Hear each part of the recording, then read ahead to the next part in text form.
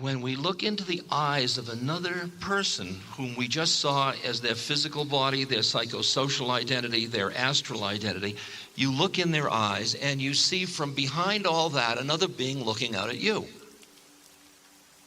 Are you in there? I'm in here. How did you get into that one?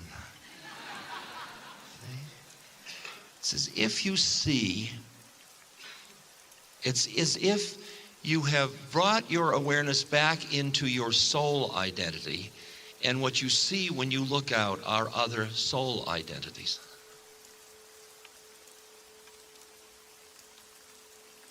And then if you flip the dial once more, you see that those souls are all like jivatmans. They're all little parts of one thing. They're like holography.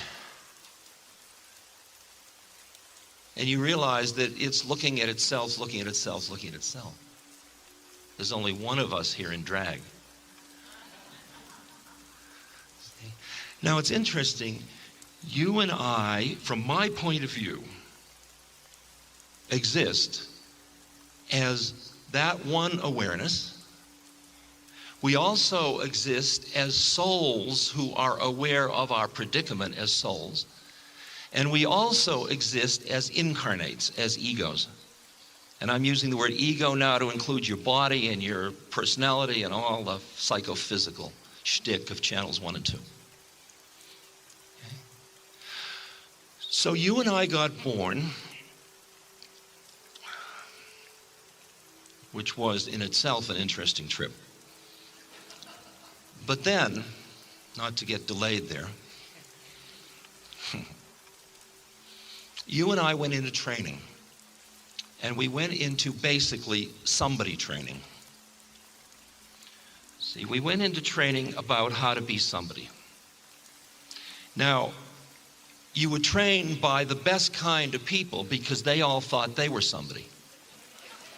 Your mother and father both thought they were real. And therefore, they thought their child was real. So you're surrounded by a consciousness in which your separateness is what's real. And you go into separate training. You're somebody. And you learn how to be somebody and get what you think you need. Because at first you think it's all one thing, and then slowly you see it doesn't always happen.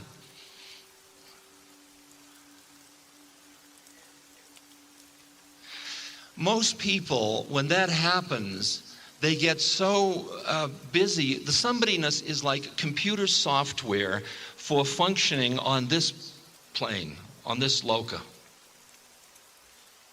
Okay? It's our thinking minds.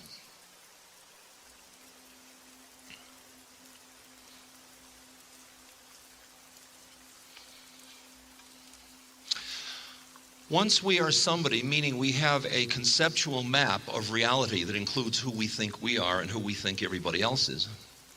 So we know a tree is a tree and a rose is a rose. Then we go into somebody's special training. See? Didn't you? Didn't you? Then we get trained how to be somebody special. I was very special. Everybody was special. And then for us, certainly us who are gathered in this room, something happened. It may have been lurking all through your life, or it may have just happened. But at one moment, or at some point, you awakened. And you can put those in many terms. You realize you'd been had. You realize you had been trapped in somebodyness. Just in the same way as Gurdjieff talks about landing in prison. And he said, if you would escape from prison, the first thing you must realize is you're in prison. If you think you're free, no escape is possible. Far out image.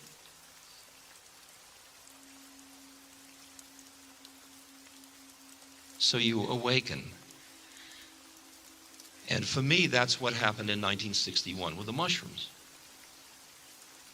And from then on, the game changes.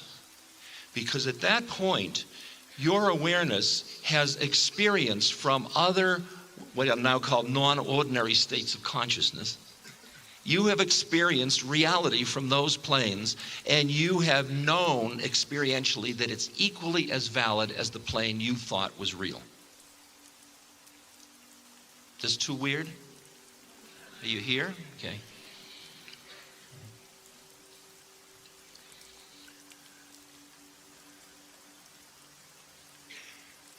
When I first awakened, the feelings I had were, I'm home. This is so familiar. Where have I been all this time? How have I cut myself off from this thing? I've been starving to death, and here I was in an ocean of plenty. How bizarre. And then slowly everything would wear off, and I'd be back in it. But I'd have the memory of that. And that memory kept compelling me forward to try to get into that state and stabilize it. So Maharaji showed me that that was possible. And what I have done since that time, which is the last 23 years, is to do the practices and live my life in such a way as to optimize my stabilizing myself in an awakened state. Because as far as I can understand, that is the most compassionate thing that I can do.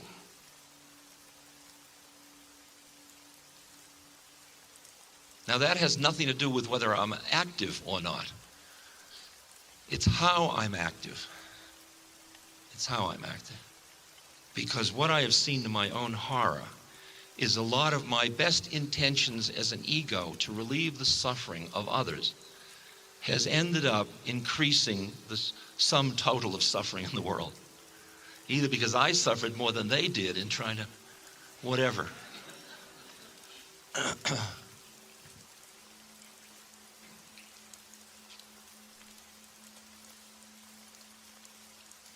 And I realized out of all that if I cared about the world, the earth, the other people, and I saw that I was the instrument, just like you are, I was the basic instrument through which social change would occur. Because as you see the web of interconnected information and consciousness, you see that as each individual in the system changes, the whole system changes.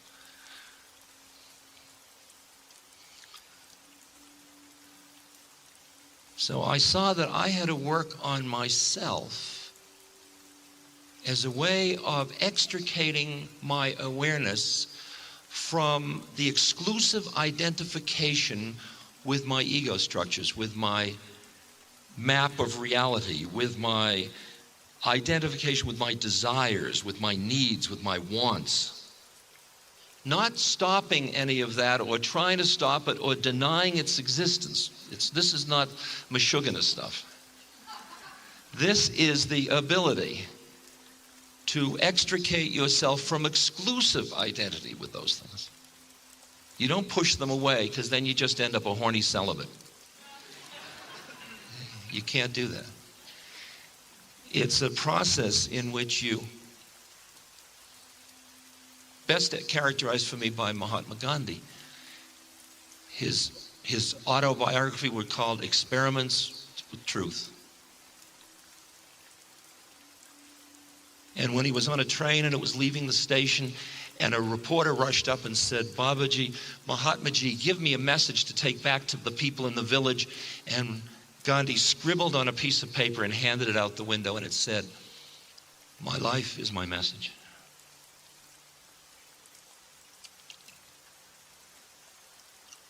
I assume you're saying the same thing. I would like to be. I would like to have the integrity that everything I know to be true inside is manifested at all the levels outward. I'm not. But I see that until I am, every message I send is a mixed message. Every message I send is not only a message of love, but it's a message of fear. It's interesting. I work a lot with people that are dying. So I'm often with people as they approach dying.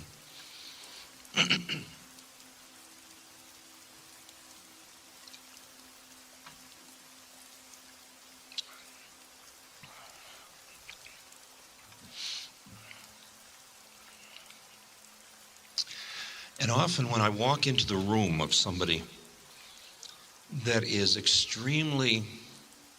that's suffering immensely, that has, say, cancer or AIDS or Lou Gehrig disease or whatever, ALS.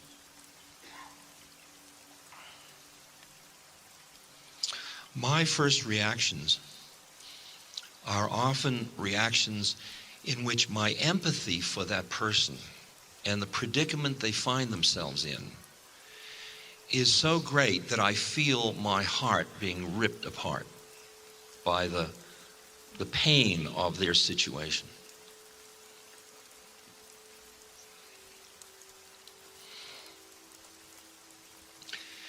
What I've learned to do is sit with that, not deny it, not try to push it away, but just sit with it until I quiet down and I find an inner center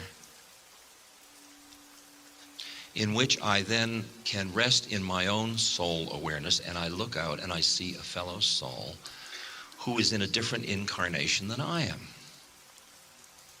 And it's an incarnation in which this person is going through this physical condition. But the soul is not going through the condition, the ego is. So when you meet a fellow soul, so when I go into the room,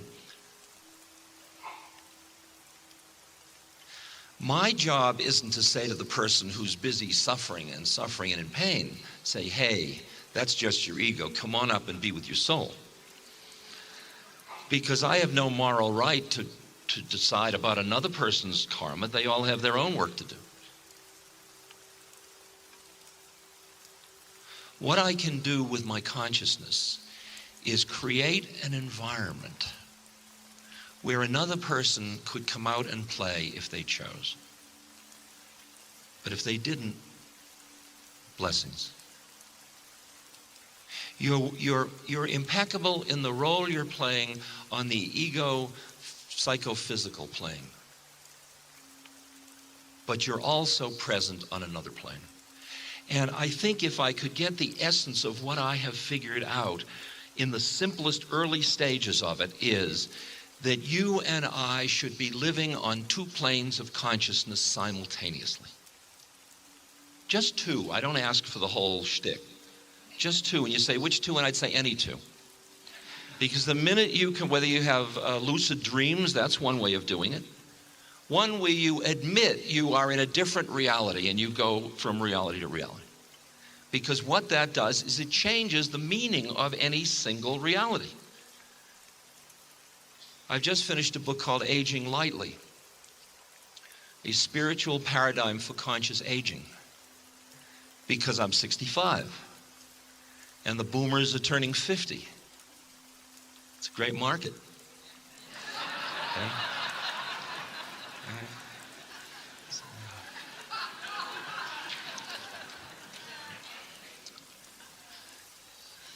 And I looked, you know what happened to me?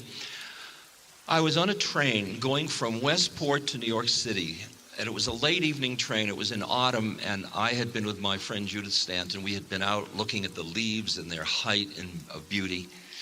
And now I was in this dimly lit coach in the evening, sort of glowing from the day. And the station was closed, so you bought your ticket on the train, and the conductor came along the aisle, and he said, tickets, please. And I said, I'd like to buy one from you. And he said, what kind do you want? And I said, do I have a choice? And he said, regular or senior?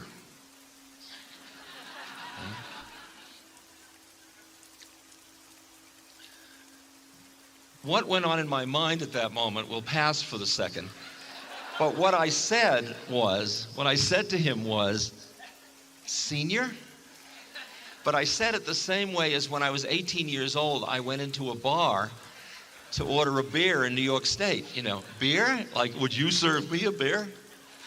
And he gave me the ticket. I said, how much is this? He said, $4.50. And I said, how much would a regular one be? He said, $7. And I was very pleased with that.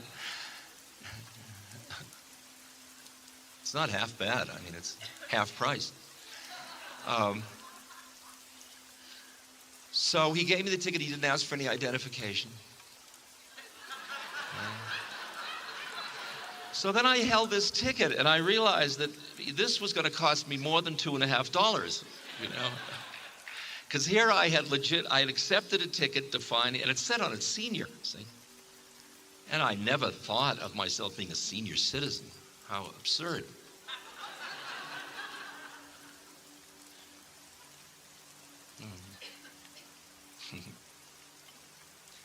And it felt weird. And instead of pushing away the weird feeling like I did when I was 60, see, when I was 60, I really tried to milk it. I thought, I've been treating birthdays like nothing.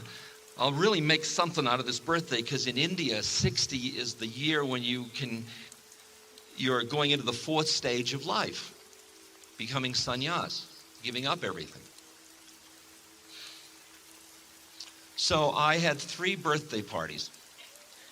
If I was going to give up everything, I was going to go out flying. And I started to plan how to gear down everything and, you know, turn my life around at 60. And after about 6 months, I didn't feel a thing. I was busier than ever, and I found myself putting it off. So I thought, the hell with it. I just won't do that trip. I'll just go on being ageless. But the 62 ticket got me. You know, and the way it got me was interesting. It wasn't that it got me because inside I feel I am any age. But it was because I was entering a new social identity. And when I sensed, as I later found when I did research and read Friedan's book, Fountain of Age, that the media, the whole economy is a youth-oriented one in which aging is treated in our society like some kind of dismal era. I mean, in a non-traditional society, you don't look to old people to pass down the lineage, because what do they know about surfing on the internet? So what you do is you have sort of obsolescence, because in one of the societies that is focused on technology and scientific materialism, it keeps producing more and better and more and better. And it's newer and changes are faster, and it goes to the young. And then at the other end of the game, as scientific materialists would like, we are figuring out how to lengthen life longer and longer and longer. So, I mean, you can see the obvious one. If a woman has a third of her life after menopause now, how interesting. If the culture defined women, which this one doesn't, but if it did define them as childbearing,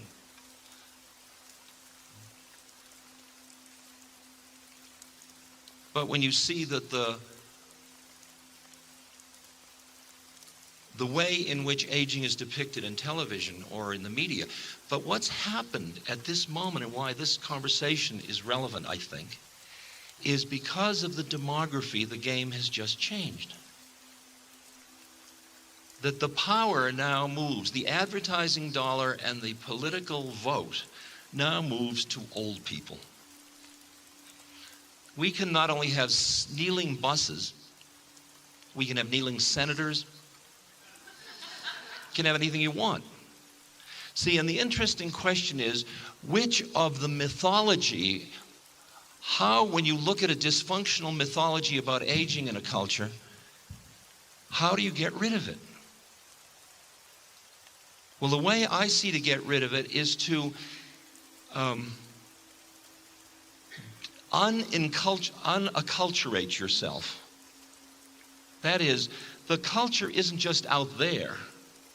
When you see an old person, you have a certain set of thoughts that are conditioned by your culture, that are in you now. They're no longer out there. You just have them. You've got to get rid of those first. In other words, if you're going to be free of a dysfunctional mythology that leaves aging as a time of sadness, loss, and fear, and irrelevance,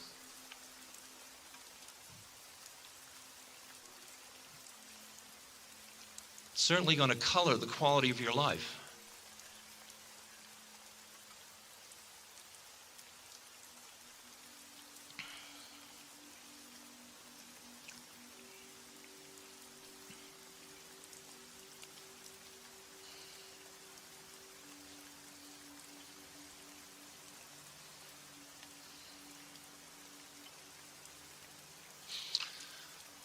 So what I saw in doing this book was that what aged in us was one of the planes of reality we exist on. That is, our bodies age and our minds age and our thought processes age. But there are other planes on which aging is not a relevant variable at all, where you actually have experiences inside yourself of timelessness. You're living simultaneously in time and not in time. But see how busy the external chronology of days, months, hours, seconds, time, movement, past, future permeates your mind. In fact, when you look at old people's consciousness, since I've been doing that, you see that as people get older and their future gets grimmer from their point of view, they flip into the past. So then they only tell stories about the past to each other.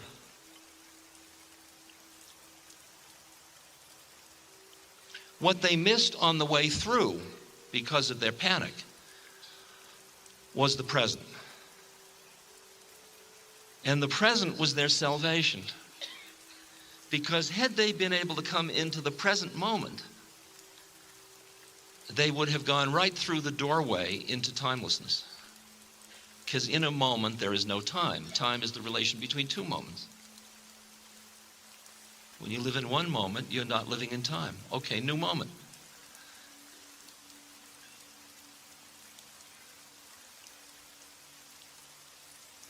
There is a way for the soul to be conscious. And once you've started to awaken, this is all you're going to settle for. Where you are deeply involved in the storyline of your incarnation, and yet at the same moment, you are perfectly mindful and present and clear. It's a statement in the Tao, one does nothing and nothing is left undone. There's a place in you that's absolutely quiet and clear. And that doesn't in any way detract from the part of you outside that's doing and changing and all that stuff. Those are two different planes of consciousness. And to rest in two of them simultaneously makes you a reflective person rather than a reactive person.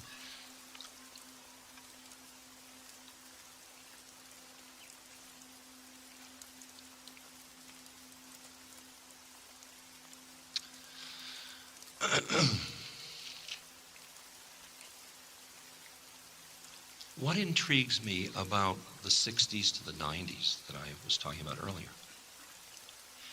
is that what happened in the 60s and what happened with civil rights, with anti-Vietnam, with sexual freedom, with the environment, beginning of the women's movement, with gay rights, with on and on and on. I mean, that all blew up at one moment. It's as if something happened at that time And there were many causes of it, I'm sure. Some of these things had been building for years, like the civil rights movement. There was some time when we shifted into a relative reality frame, and that freed us from being intimidated by the patriarchal, vertical, institutional structures that we had been living under. And they just began to look like paper tigers to us. And we thought at that time, it's so obvious how people are caught in their minds. Now that we see it, everybody will see it. It turned out everybody didn't see it. And that was the naivete of the 60s. It was the innocence saying, oh my God, we have been living in a mind structure. It's like in a mind prison defining reality this way, like Plato's cave or something like that. And you thought, this is so true. How can I not act according to this truth? And if it is true that I am also this soul and so is everyone else, and from this place we can clearly see what we're doing to the world and each other and ourselves and all that, and this all would change. Now, why doesn't that happen? Because a lot of people who had a big investment in their ego structures, in their power and their security, which is what you try to build when you feel like a vulnerable, separate little entity. Somebody didn't awaken out of their somebodyness. They are frightened at that moment because their somebodyness is up for grabs. And what happened in the 60s was it got so close to what they perceived as chaos and anarchy that they forgot a lot of stuff in order to protect themselves because they felt the siege. And what we had was many years of the pendulum swing with President Reagan and President Bush and the fundamentalists and the far right.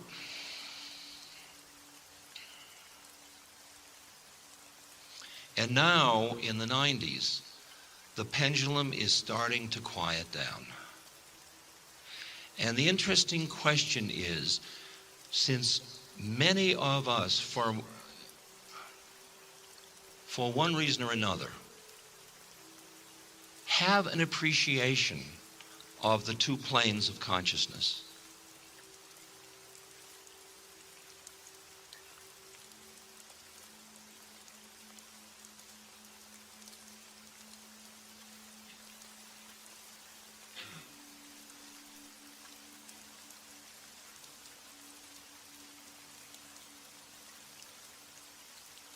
soul seeing how it all is unfolding, ego dancing life.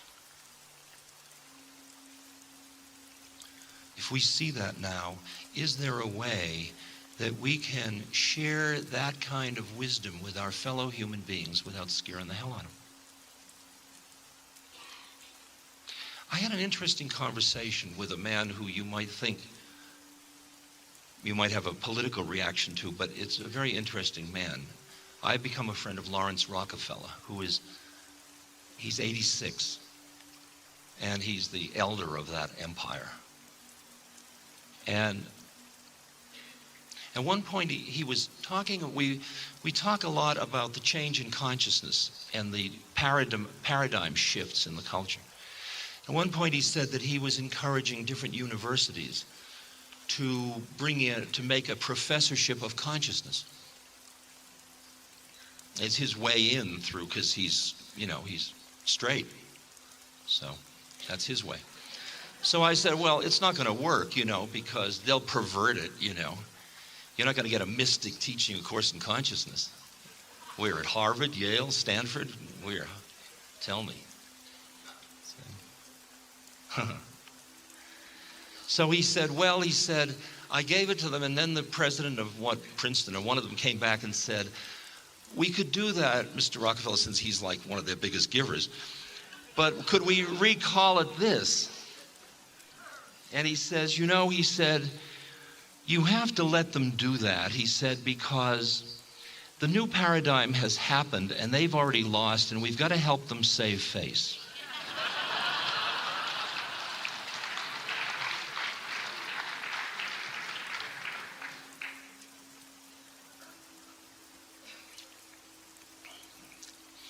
People always ask me, or they used to, I don't think they do so much now, but they used to ask me, are we about to have, is this the Armageddon, or is this the Aquarian Age? Okay. Is this the age when it's all about to happen, or is it about to unhappen? Destroy itself. And how the hell do I know? And I realized that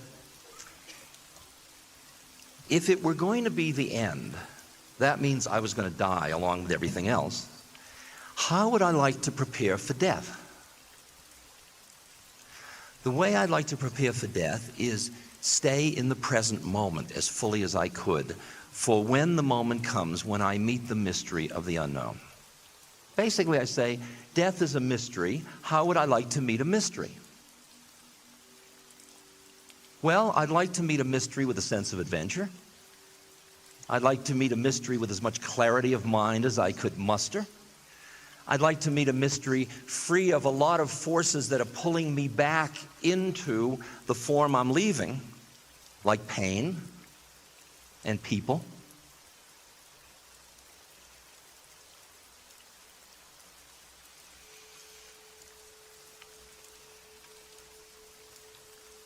So if it were going to be Armageddon, I'd like to prepare for my own death, which is exactly what in the East they understand their life to be about, because they live in a reincarnational model.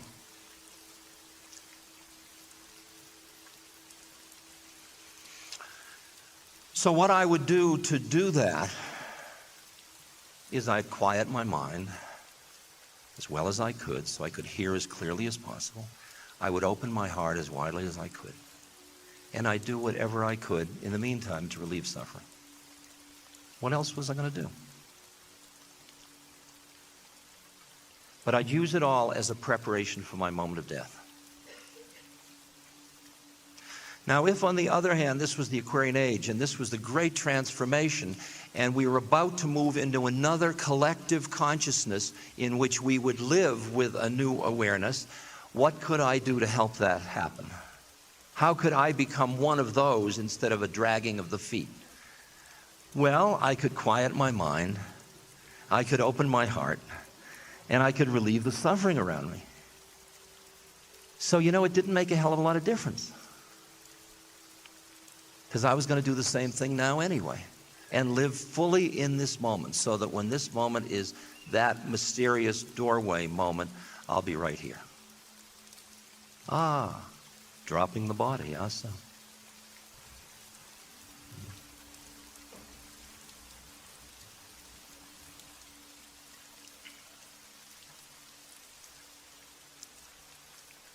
To finish one of the other stories, after Miracle of Love came out and people started to say they were experiencing Maharaji, and I began to see the way that was working about God, Guru, and Self, that people could meet themselves through an imaginary person as well as through a person on this plane, since it was just the imaginary could be invested. So I created a plan saying to people, you could have an imaginary playmate too. See? That if you would like to use a playmate as a vehicle to get free, create your own playmate. Now, what would you want your playmate to have? Wisdom? Yeah. Humor? How about a little rascality? How about a deep sense of the emptiness of form? How about a true devotional heart? You can put anything you want, and then just hang out with your new playmate. That's what I do. I hang out with Maharaji. And those are the qualities I hang out with. And you start with this imaginary playmate, which can be in an animal form or human form, whatever you'd like. but you take it everywhere you go. You don't have to tell everybody. But it's somebody that hangs out with you, like sort of right here, that's saying, wow, look at that, or you fool, or whatever.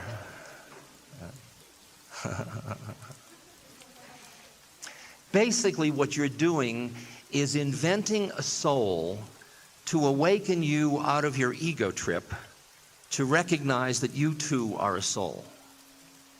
And as it all becomes, as it happens, it turns out, of course, that your imaginary playmate was as real as you were.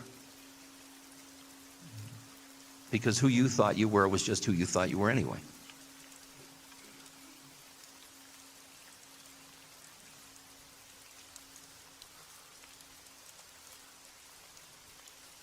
So now I can talk about Maharaji.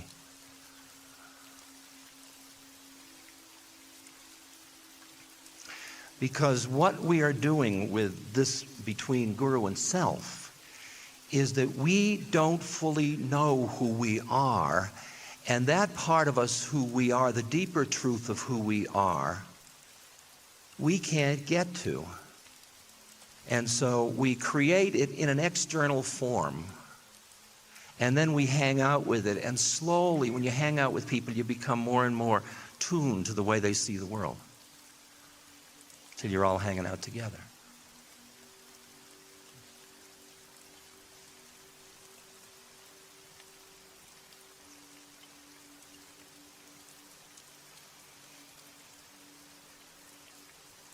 So what I see is our predicament, our position is that we understand that everybody has to go or nobody goes. We don't want to start a polarization again. And yet it is very evident to me that there is a shift in collective consciousness, which you could call a new paradigm or a new way of perceiving reality. And it means that people are starting to meet, whether you want to call it by whatever level, on other states of consciousness or as soul to soul. You here, I'm here. And in a way, the technology of the information age just speeds up the whole process. Because virtual reality and this reality all become just two realities after a while.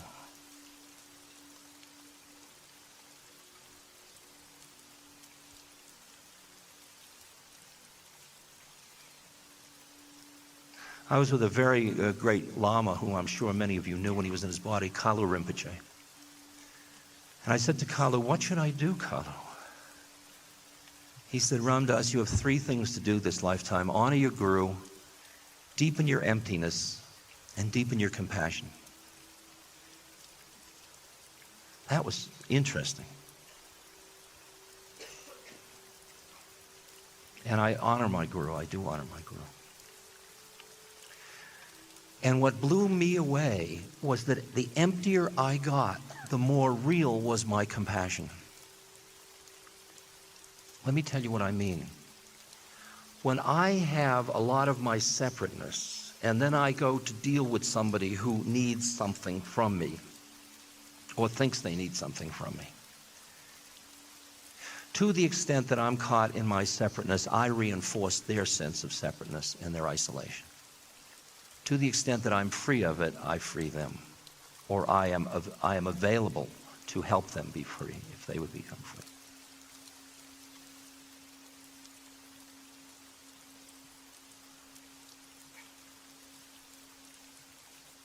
As I rest in two planes of consciousness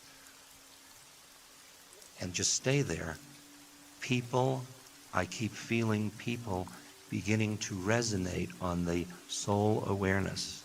Checkout counter at supermarket. Going through just the rituals of checking out. A moment look in the eyes of another person. Something listened to as if you are meeting a fellow soul who you're meeting through being a checkout person or a customer. I'll tell you, it's very simple. You and I have started to awaken. We are attempting to stabilize what we have tasted and what we know. What we know, originally we had to do traumatic things to get there, but the ideas are mainstreaming in the culture now.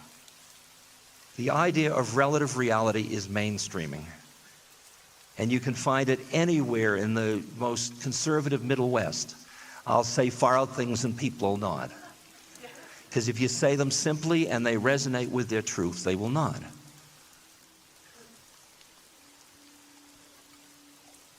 So now I see in the culture is a ripeness for starting to live from more than one level of consciousness, and what I saw was that as I extricated myself more and more and kept working through the boundaries of my consciousness, the way I saw you changed. I went from seeing you on channel 1 and 2, and then I kept going and going and going. But I looked at you, and at first I saw you as her or him or them. And then I looked at you and I saw that we were all interdependent, interbeing, as Thich Nhat Hanh talks about. And I said, you are us. We are us. And then, flipping the consciousness once more, I look and I see, you are me. And then I see that any suffering you have is like a splinter in one hand. And I pull it out with the other finger. And this hand doesn't say to this hand, thank you. It could, but it doesn't usually. Because they both recognize they are part of one thing. That's compassion. See, compassion comes when it's your suffering. It's not their suffering. Kindness comes with their suffering, and righteousness and guilt and pity and all the rest of it. But the compassion, where you go from I do a compassionate thing to I'm a compassionate person to, and this is where the emptiness comes in, where that going from soul into awareness comes, that ultimate dying, then at that point, compassion is. Suffering is and compassion is, and there's nothing personal about it. It's interesting, people come up and say, thank you for blah. I feel like saying, I'll tell him if I see him. You know? It's interesting, you must have the same predicament, every human being does. You are walking through a web of projections of other people's minds as to who you are and who they are. And they are trying to get you to reassure them that their costume is on straight. So you see me as who I think I am, and I'll try to see you as who you think you are, and we'll make believe this is real so we won't frighten ourselves.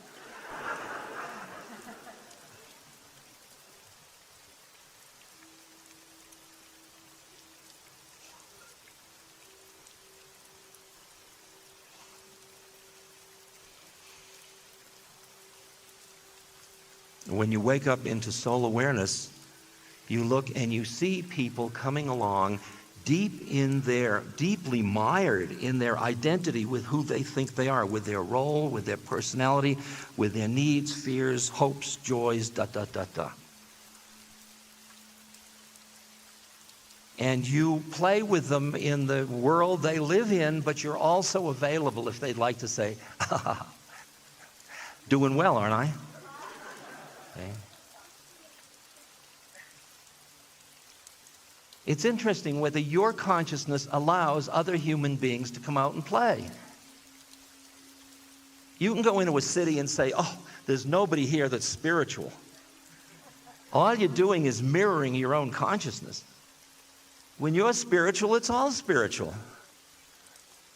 When you're resting in soul, what you see is souls in drag. And you enjoy it. You enjoy the dance. You appreciate the beauty of the manifestation. You look at your own aging as a set of events that are going to be all your curriculum for becoming more conscious. And as you become more conscious and live less in time and are more aware, at least in balance to the amount that's busy aging and losing and everything, then the fear changes. And then a whole other dimension, which you could call love, is free to come in. Aging can be an absolute groove in this society, as it is in other societies. It's too bad we should lose it. And it's going to be a lot of us that are going to help make that different, I think. And as we do, so will all of the social institutions of which we are a part change. I mean, I work in the business community. I work on the board of a thing called the Social Venture Network, which is a group of people like Ben and Jerry and Calvert Fund, and people who are at least, I mean, they may be screwing up left and right, but they are attempting to integrate their concern about justice and compassion and sustainability, and they're trying to integrate that with the business ethic. And it's not easy. Most of us walk away from a problem like that and write off business as untrammeled greed. But the fact is that most of the people that are running all those shows have in them an appreciation of their predicament. That's the other level of consciousness we're going to work with. We get together and everybody's an entrepreneur and doing their business. Behind it all, we are a group of people seeing the predicament we're all in and figuring out what's changeable, what isn't. If you change one thing, you go out of business. You can't compete. Pay a living wage, you'll lose all your customers, you'll lose your business. But you can feel the edge of this kind of awakened consciousness playing itself out in the business world now. Just beginning. I was talking to a friend who works in the White House, and I said, is there anybody in the White House that's reflective? Is there anybody that's contemplative? I mean, I wasn't looking for a job, but usually kings have wise persons around them who don't have any line role. They're just there to keep the vision, to keep the integration going. And the guy said, what are you, out of your mind? He said, this is like being in a Vietnam foxhole. He said, it's hardly a time to meditate. I dispute that, but that's all right. But I would say that in watching the recent debates between Frick and Frack, that the plane of consciousness that politics has been played out is basically over. It's basically over. People see through it too much. That's why nobody votes. And that's a very interesting moment, isn't it? I find it interesting.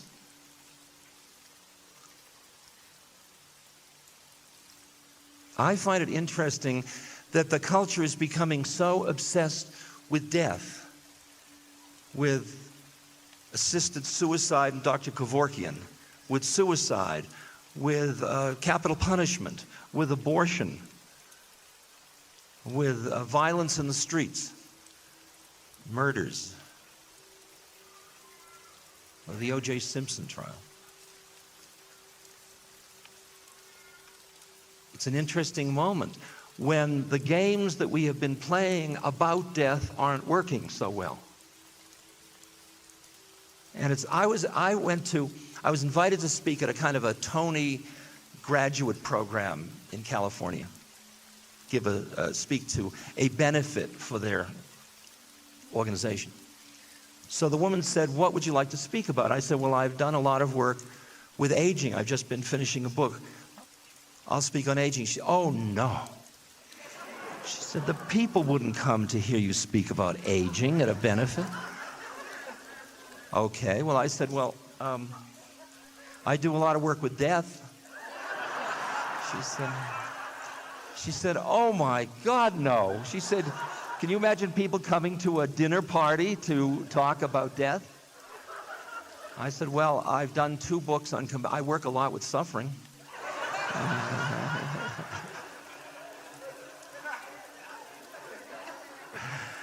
So she finally titled the lecture, Mining the Riches of Life, which got them there, of course, being very successful people.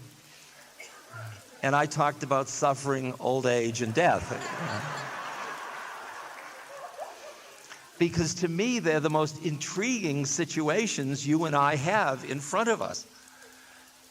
And until we solve this one, we don't hear what's happening anyway. What happened to me was that I tried. Once I wanted to get high and I came down, then I figured out I could get high and stay there. But in order to do that, I had to push away down. So I pushed away and became really, really monastic and renunciate. And I got incredible Shakti and Tej and all that stuff. But the predicament was I wasn't free. And I saw that as long as I was pushing away anything, I wasn't free. Attractions and aversions will get you every time, the clinging of mind. And I saw that I was pushing away life. I was pushing away the passions of life for fear I'd get lost in them.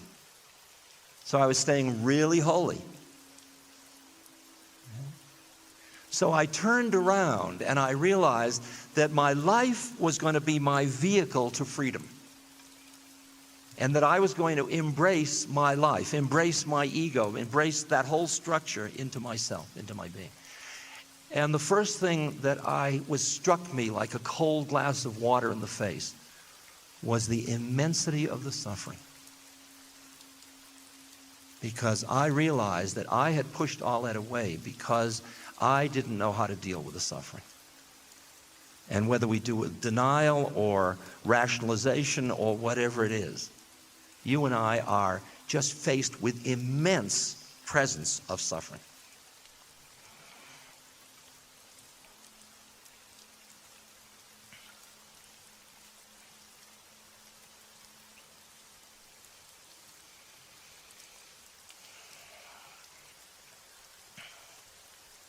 I'm just thinking of 2 weeks ago, I was in Washington for the quilt, the AIDS quilt. And there was a mile-long, huge display of these panels for each person of 40,000 people. And the immensity of the suffering that represented and the immensity of the love that was represented in all those panels. It was hard to conceive of it. You couldn't conceive of it. You could just bathe in the immensity of it. So when we turn around and look at the suffering and we say it's unbearable, so we have to look away. But we can't look away. We have two choices. One is to change the world so we don't see the suffering or so it goes away, make the suffering go away. The other is to change yourself. That when you say it's unbearable, I'd say, to whom is it unbearable? Is the suffering in the universe unbearable to God? If you were who you really are without the veil, would you be able to understand or have a sense of the wisdom of the universe sufficient to allow you to be able to look at suffering and look at your breaking, personal, separate, emotional heart breaking about that suffering, and at the same moment have another part of your consciousness that dealt with the deep wisdom and mystery that lay just behind what you were seeing and what you were thinking?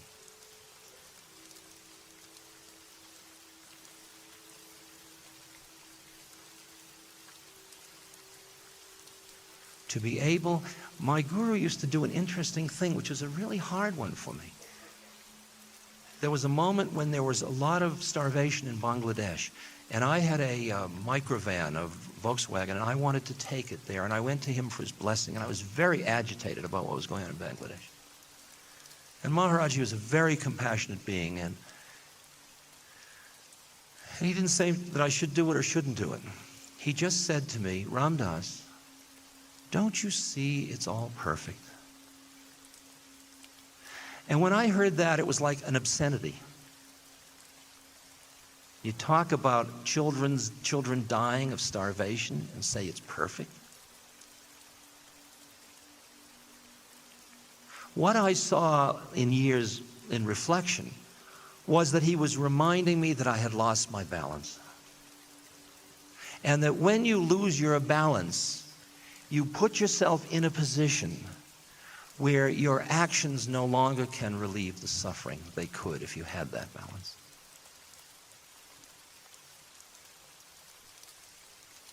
So what you do is you become that being that can bear the unbearable. Not through denial, not through coldness, not through anything else, but through being with what is. Because you can't live in the moment if you're busy making believe a lot of stuff doesn't exist. This society is making believe that the underclass does not exist. We are living as if it doesn't exist. And we're hiding it under ethnic stuff and all kinds of stuff. But basically, there is an extremely unfair and unjust system we are part of. And when you are more conscious, you see that the game begins with you and how you live your life and how you live with each person around you. And you begin to feel the webs that work to change the whole game.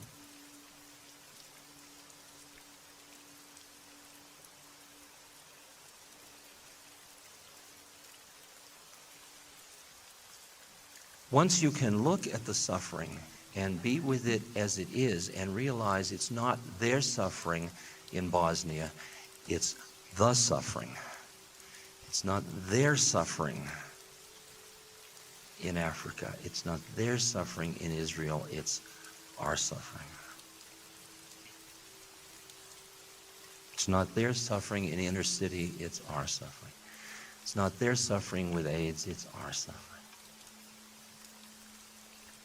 And then when you open to that immensity of the suffering, what arises in absolute equal measure out of you is this quality of compassion, of hearing what part you play in the balance of it.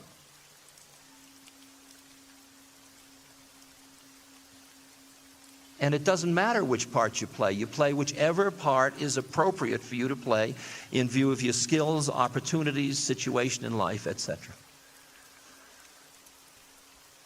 And you realize you're just part of a process of transformation.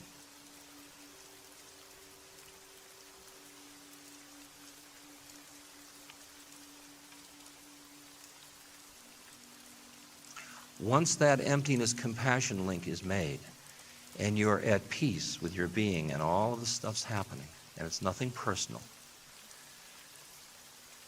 then you're quiet enough to be able to see the absolute joy and exquisite awe of the universe. Because you're not caught in righteous indignation. Not that you won't oppose and protest, but as Kabir said, do what you do with another person, but never put them out of your heart. You can oppose somebody and protest and even incarcerate them under certain conditions, as long as you can love them enough.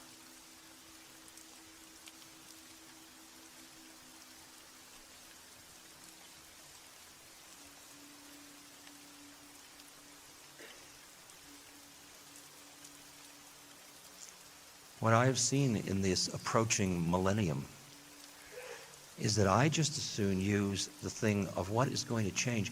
There was a moment I had with John Seed, a deep ecologist, beautiful man who's done a lot. He's an Australian. And he said, I said to him, John, you know so much about the world and the trees. What's going to happen? Is it too late? He said, yes, Ramdas, it's too late. The inertia of the destruction of the rainforest, the balance of values is too one-sided. It's like beings rushing towards the edge of a cliff.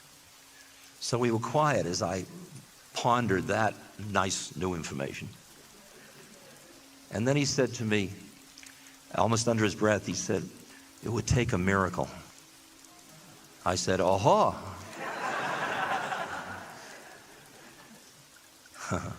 I said, what kind of a miracle? He says, well, don't underestimate us. He said, we came up out of the water onto land. Aha, that kind of a miracle. I'll tell you what the miracle is. The miracle is the miracle of consciousness. We have finished our reductio ad absurdum of consciousness into being something of the brain. We have opened to the possibility that there are other frequencies we exist on. There are other identities we have.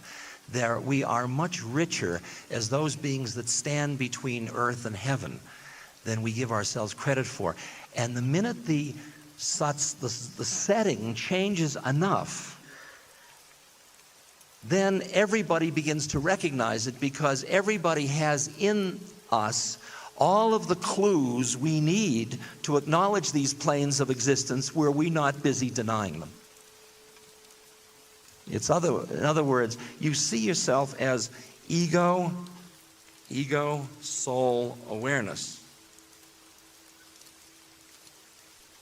And as you begin to awaken into soul, you see how much the ego has been denying your own beauty and ignored so much information. And then you get to rest in soul, and then you start to feel the yearning to merge with God. The poetry of Kabir and Rumi and Hafiz.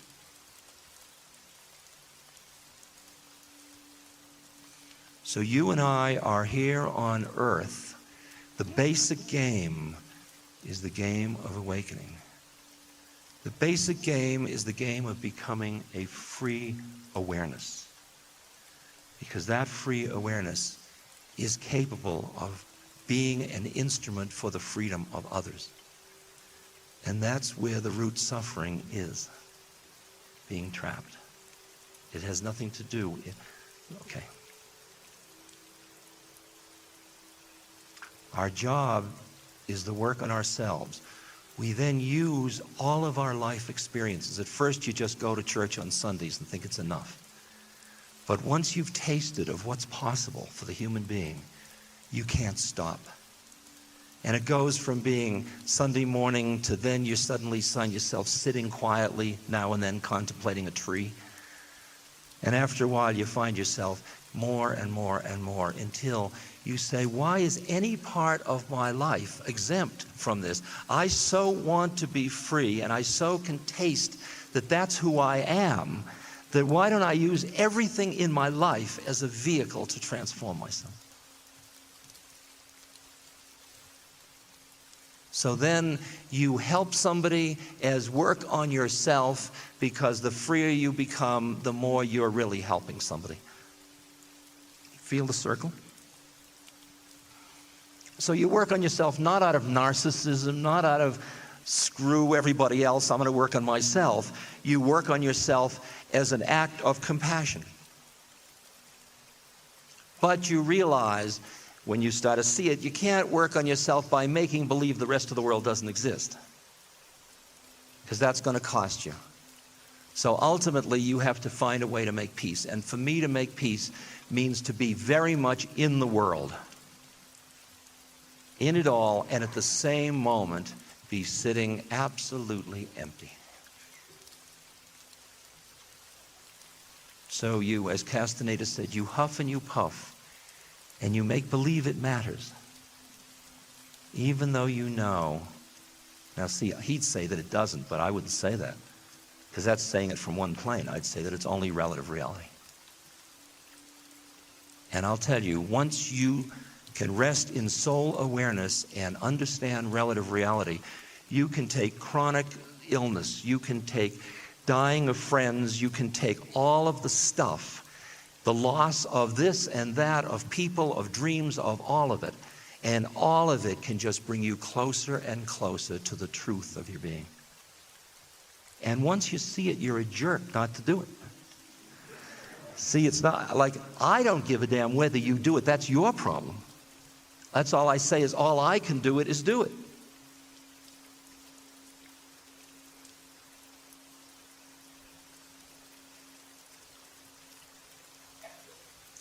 Boy, this has been heavy. I'm amazed everybody's here, but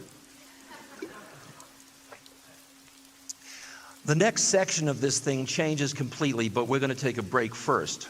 But then, so those of you that say, who the hell is this? I got to get out of here, can do that.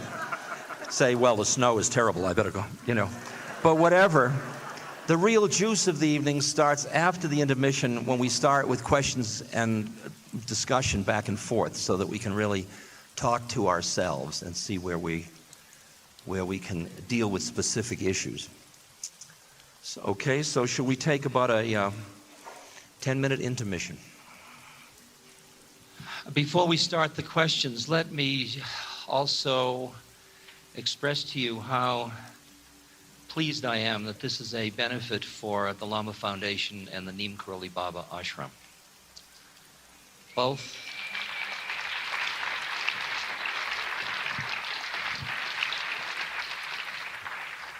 of those, in my estimation, are part of a gift of spirit that dwells in New Mexico at this moment and has fed and continues to feed many people in terms of food and spirit.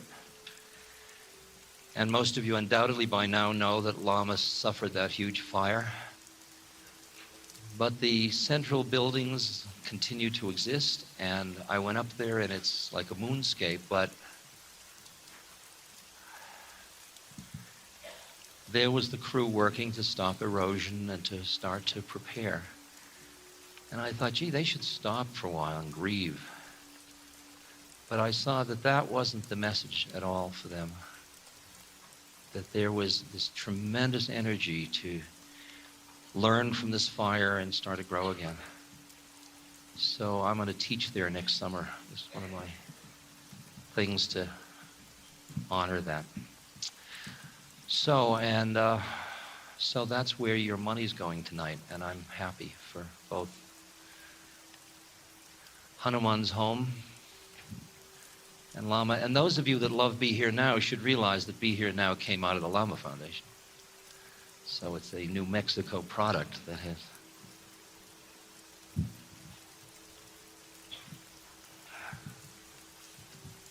just want as much of that as I can do. That's fine. Let's set it down there. That's great. Okay. Anything is fair game to ask. You don't have to clean up anything. And I'll repeat the questions after I hear them. Okay? Yes? With what? Siddhi Ma? You mean Maharaji Siddhi Ma? My current relationship, when Maharaji, my guru, left his body, he had been keeping a diary for years of all the critical things that were happening each day. You wouldn't think gurus would do that, but when you opened his diary, what he had written 2 pages of each day was Ram, Ram, Ram, Ram, Ram, Ram, Ram, Ram, Ram, because God just kept happening. So he handed those books over to her and he told her she should keep them now. So, and she's a beautiful, great village woman, a very, very deep and wise person. So she is my guru sister, I would say. Okay. Questions?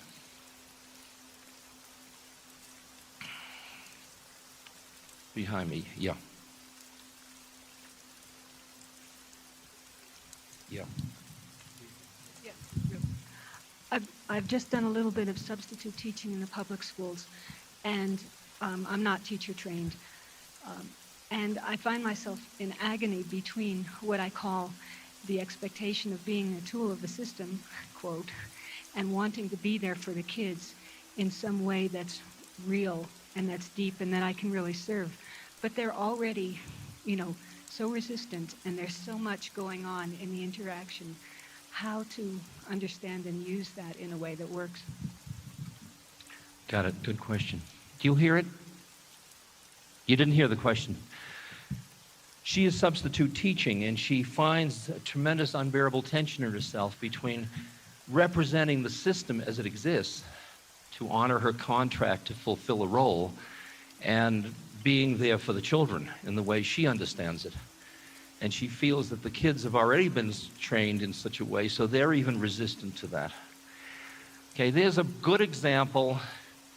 If you are on the curriculum of awakening, this is a juicy one to work with, really juicy. Okay? Because it's clear that that tension between the two of those things rips you apart. And to find the place in you where you can hold the values and then see the reality of what is and do what you can to bridge that gap by your being, by the work you do on yourself as you're offering to those kids. And then what happens is in the hands of God. It's not your business. Okay? So it becomes a vehicle for you, right? When you meet somebody who is busy being in their role, like the kids are, and you want to meet them as a fellow soul, huh? And they're what? They're out to get you.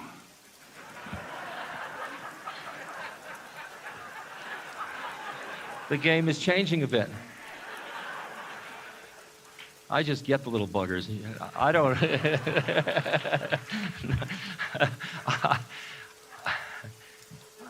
I'll tell you, if they're out to get you, that's the projection of their minds. And if their minds are clearer than yours, they got you. And if they aren't, they don't. So don't be a lazy slob. Get on with it. Don't expect genteel responses from me tonight. I'm in a feisty mood. Questions? Yes.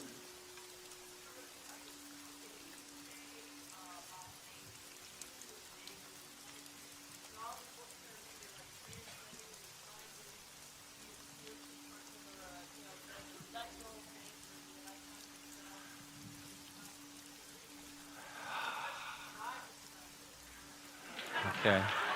She wants to deal with anger.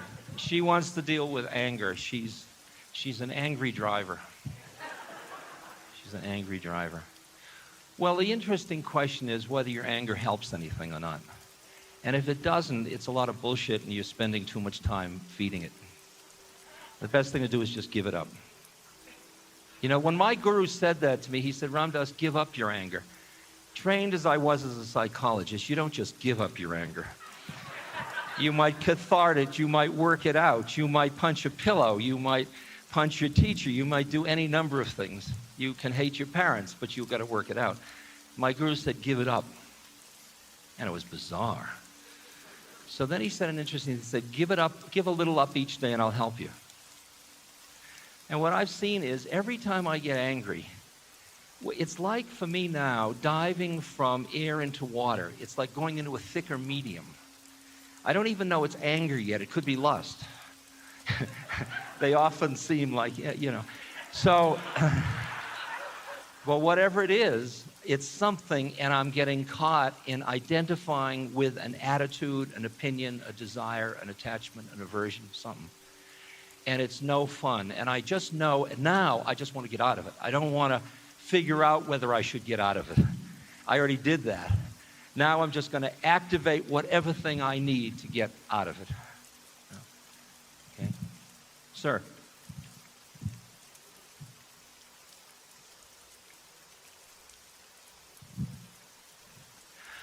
How do you deal with the issues of karma and there being no self? This is a sort of a technical question. But as I look around, I'm not sure who else is here, so I will answer it technically.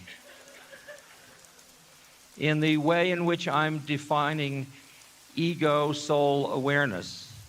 As a Buddhist, I realize that the soul is a transitory thing. I am using it as a stepladder in a vehicle to go from identification with separateness to non-identification with separateness, non-exclusive identification.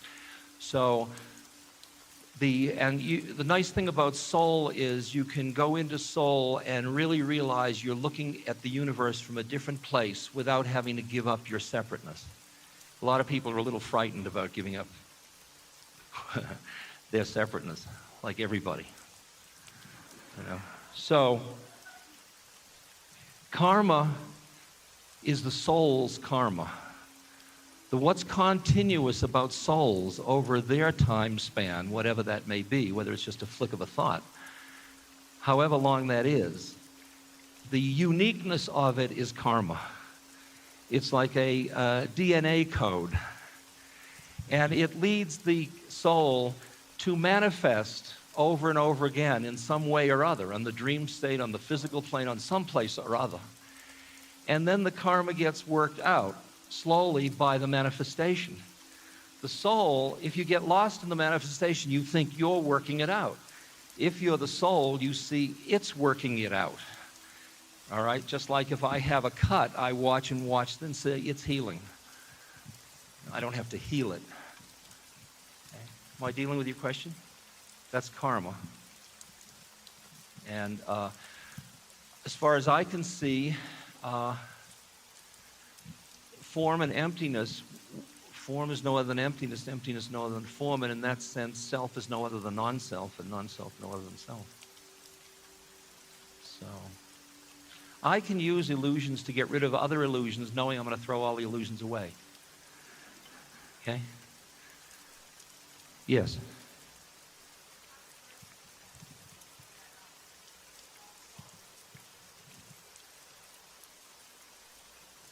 The root of all fall.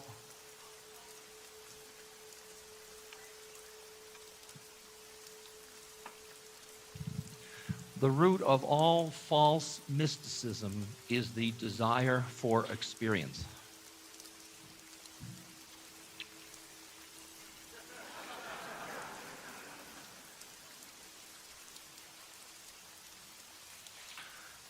Well, I guess all I can go as far as is saying that desire for experience is one of the roots of false mysticism.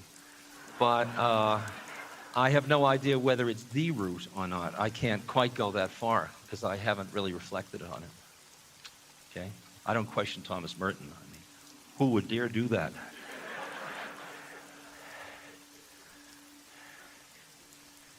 Yes. Yeah.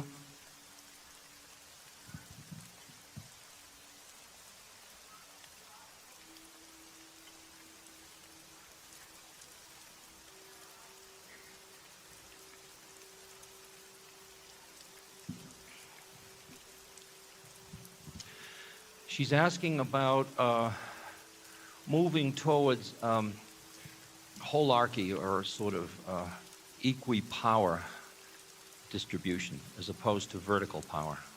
And where am I in that? Isn't that the question? What's my feeling? What's my feeling?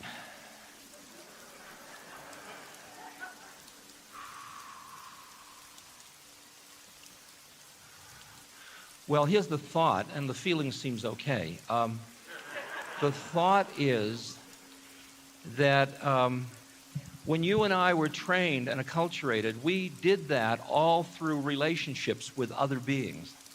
So we are basically, our ego structure is really totally relational. The way we think of who we are, it's in relationship to things and people around us. And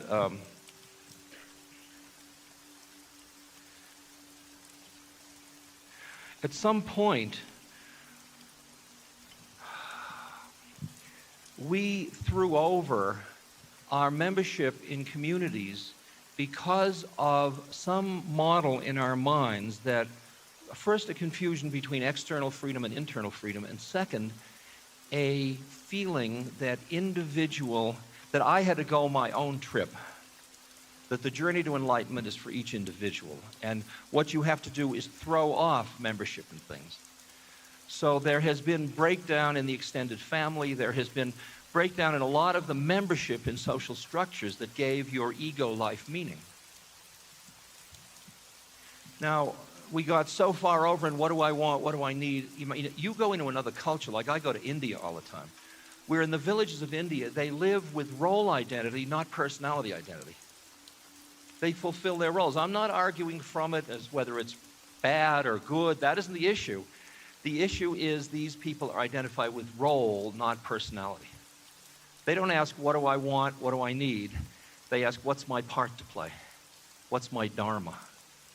What's my dharma? And then you come back to our culture, and it looks like the backwater of a mental hospital. I mean, everybody is, I'm not getting enough. I want more, I need. I had a terrible childhood you don't understand. I deserve. I mean, it's so painful. It's so thick. And everybody walks down the street telling you this is who they are. And everybody, I mean, it's like a victimized society. It's a bizarre thing. And this is all psychodynamic stuff, you know? And I don't think that's interesting enough, basically. I mean, I think personality is kind of fun, you know, to play with, but to get caught in it is such a drag. Really, it's just not interesting enough. So I would say that there has been an awakening for me to the fact that I was so caught in individualism that I was losing my sense of community. And when my father was too old and I took care of him for many years, I wasn't the primary caretaker, but I made sure everything was all right and gave that whole scene a lot of stability for about 10 years. During that time, I watched my own consciousness go from the first thing when I was the one that moved into the house to take care of Dad, everybody said, "Isn't he good to be doing that?" See, you can hear that and where it comes from. And I milked it, see? I'd say, well, somebody has to do it, see? And I was busy being righteous. Well, I'll tell you, that lasted a few years, and they get worn out, see? Whatever scenario you think is going just isn't interesting enough. And so we got to the point where I decided taking care of Dad was my yoga. Dad, you're my yoga. Turn over, you know? And we ran out of that one. And then we got into a place where there was just the shitting and the cleaning up the shit. There was the feeding and the wiping, and there was just the dance being done, and nobody really gave a damn who was doing it. And I suddenly realized I'd come home into something that I had been so busy pushing away. I mean, he was a different generation. How could he understand how I felt about da-da-da? Some of you must have experienced that. And what happened was, as I let go of all these models of him and me and what I thought I was doing and just did it, he changed. And he started to be this absolute, I mean, I never really liked him. And he turned into this really, it was like Buddha. He was just absolutely beautiful. And we'd hold hands and look at the sunset. And he never did that. He never did that. Once we were sitting out on his farm looking at the sunset. And he was looking out, and it was all, Dad had a lot of manicured lawns and stuff like that. And he said, "Isn't it beautiful, Rich?" And I said, "Yeah, it sure is." There were purples and oranges. Oh, it was beautiful. He said, "Look at how tightly it's trimmed."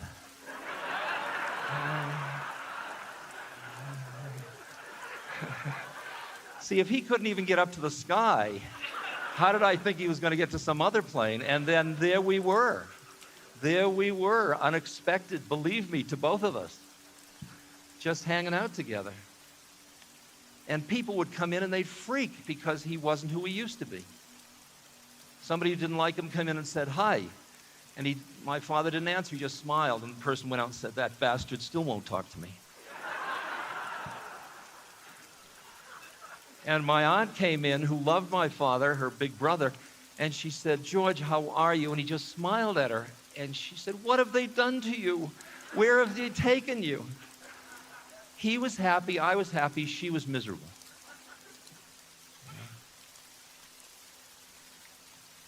And so what I learned was, in this very natural way of just listening and finding my way through, I found my way back into that kind of whole scene you're talking about, as opposed to vertical, the kind of whole thing.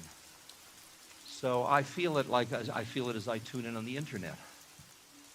I feel it in a lot of ways in which I feel there is a democratization of energy and power and consciousness, and information is so clearly connected with power. and consciousness is better than information. And to the most conscious being go the spoils. So watch out, Bill Clinton.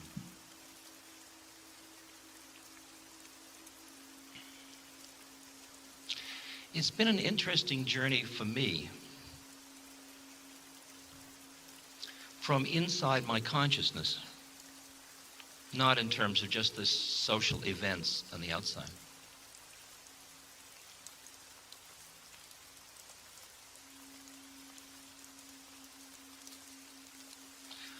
So that I could watch my mind go from Western psychologist, professor, with a model of reality that said psychology's real. And I teach it as real. It's absolutely real. And then there's the psychedelic period after the mushrooms in 1961, when I then say it's relatively real. And that, as I see it, is the major thing that happened.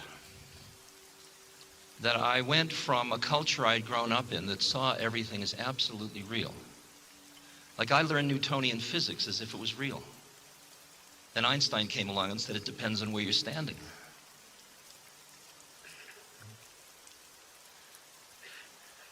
So then I went through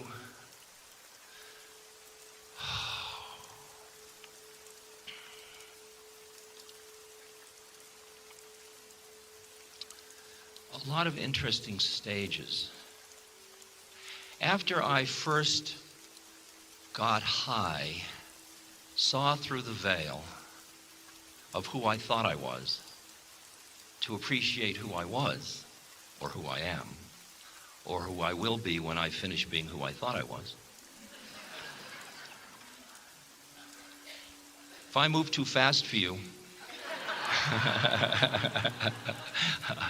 just raise your hand and tell me, because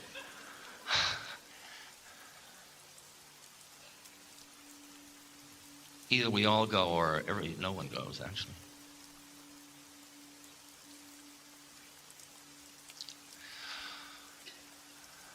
When I found I couldn't stay high, no matter how well I used my technical skills, but that I always came down, and that took years. But then I realized that. And then I went to India to see, because I had been introduced to all of these incredible maps from the East, from Buddhism and Hinduism and Taoism and Zen and all these different things, that showed me that while we were busy achieving external excellence, there were other people who were cultivating a very exact and articulated description of inner states. And I saw such delicate descriptions of the inner states that I was finding indescribable by Western cultural words and language, that I realized that I could read these maps, but something didn't happen in me when I read them. And I realized maybe I was standing in the wrong place. That is, if you've been acculturated to see reality a certain way, and then you read a book, you impose on that book your acculturation. And so maybe I was standing in the wrong place. So I went to India hoping I could find a map reader, somebody who could decipher the maps for me. And whom I was graced to meet was Neem Karoli Baba. And after he had taken 1,200 micrograms of acid and nothing had happened, because when you're in Detroit, you don't have to take a bus to Detroit.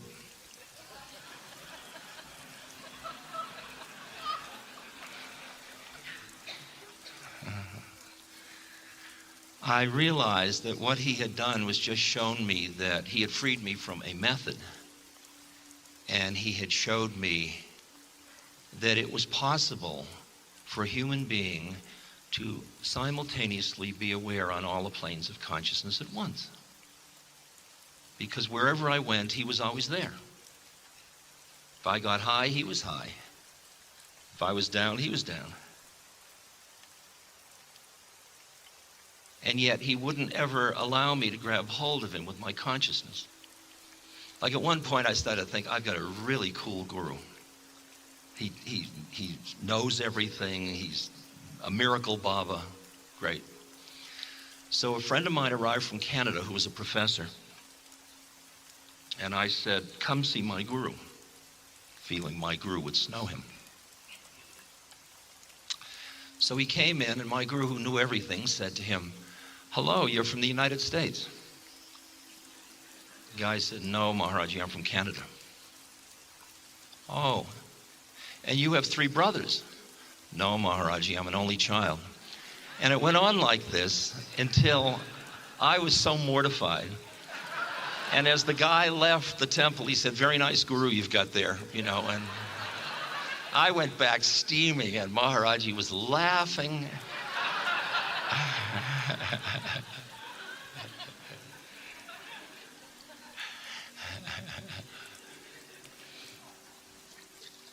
So he played with my mind.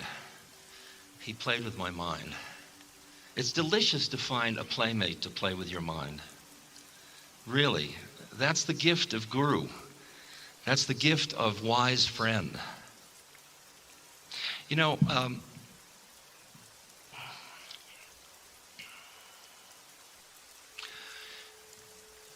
my particular path has been one that I have been very reticent to speak about in the West, my spiritual path.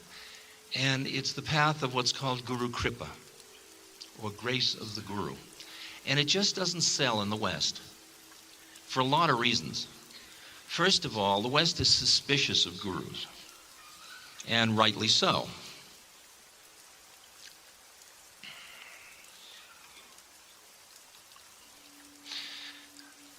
But also, we aren't comfortable about having spirit in human form. That's a complicated one for us. And the other thing that why I didn't want to tell people, even if they got through all of that and had sympathetic joy for me, they would also, at some level, want the same thing. And my guru had left his body, and what could I offer? I had nobody to recommend. I mean, there were a lot of great ones around that other people said were, but I myself had not had an experience that would lead me to send them to another person. So I didn't want to hurt people, but then an interesting sequence has happened. So I just held on to my stories, and then in 1978, we collected lots of stories and published this book, Miracle of Love, which is 1,000 stories about Neem Karoli Baba, which don't create a human being at all, by the way. It's like pointless paintings or something. And people read that book, and they started to write letters to me with the pictures and the stories and saying, who is that guy? I've read these stories, and somehow I've opened myself, and he's within me. He's like around me all the time. Is this good?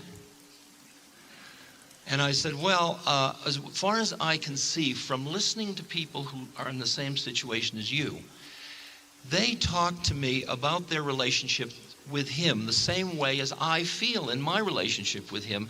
Therefore, I must assume they are all my guru brothers or sisters, and that they are as connected with him as I am, since he's dead anyway.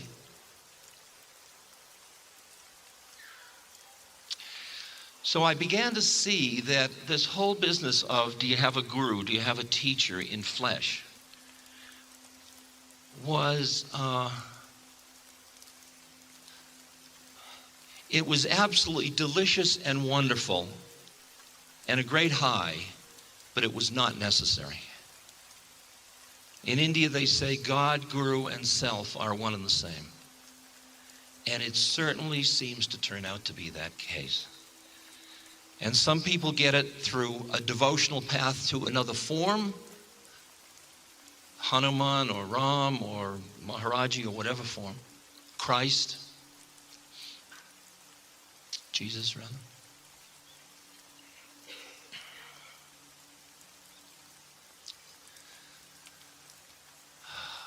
And some relate through the formless.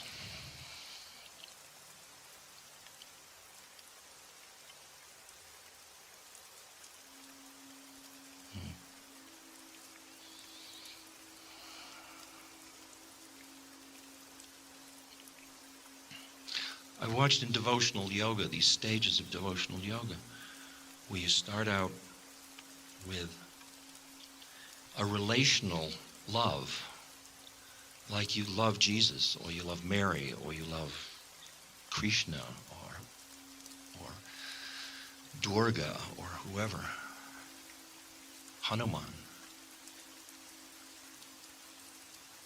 You love them in a relational way, and then especially when you do things like chanting or all-night singing or something like that, and just keep going in and allow yourself to go into these really trance states. You come into these other planes of consciousness where you're in a different relationship to that being, where you and the beloved are just hanging out together. You're not any longer trying to get to the beloved. And then there is a period of just the most exquisite foreplay, where you're hanging out with God in whatever form your root is. And for a real bhakti, they want to continue the foreplay and they don't want the orgasm. They don't want the merging back into, they want to stay separate so they can enjoy loving the beloved. And actually, and there's one more stage, and that's where you merge with the beloved. And then you are the creation. You are what you are. You just are. What fascinates me is that we are all these levels at once. What fascinates me is with what short shrift I dealt with myself in the old days.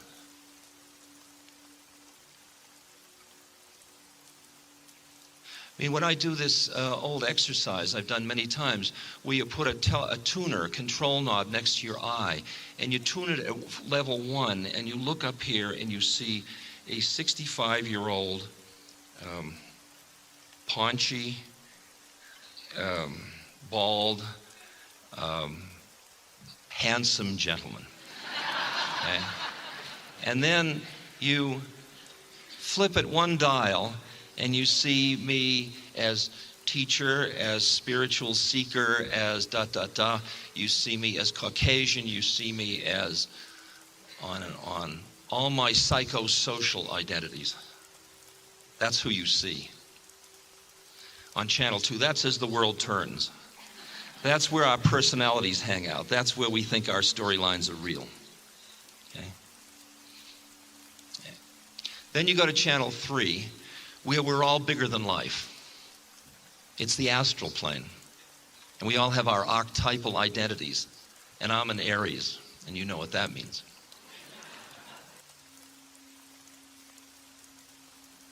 Questions? Yes.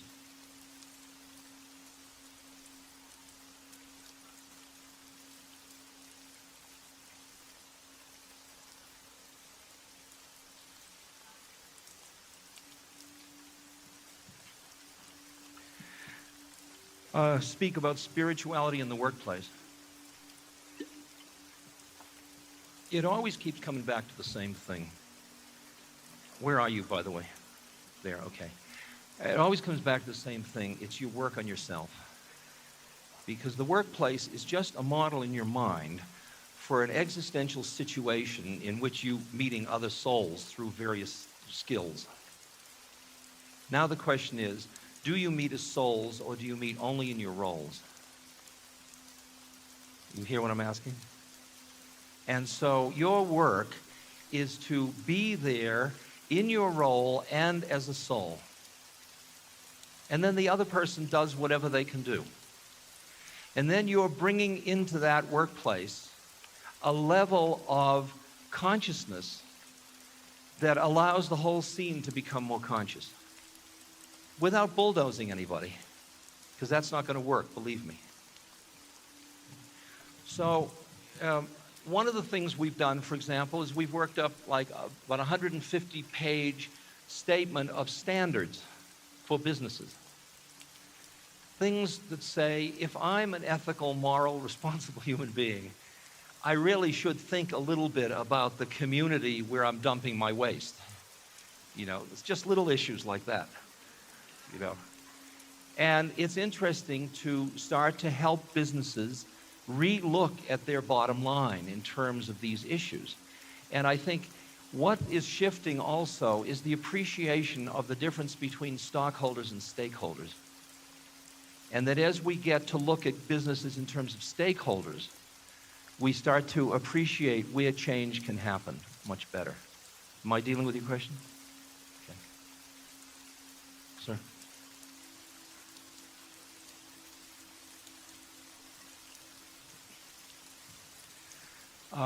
What's my perspective on the life of Timothy Leary? How is his journey different than mine?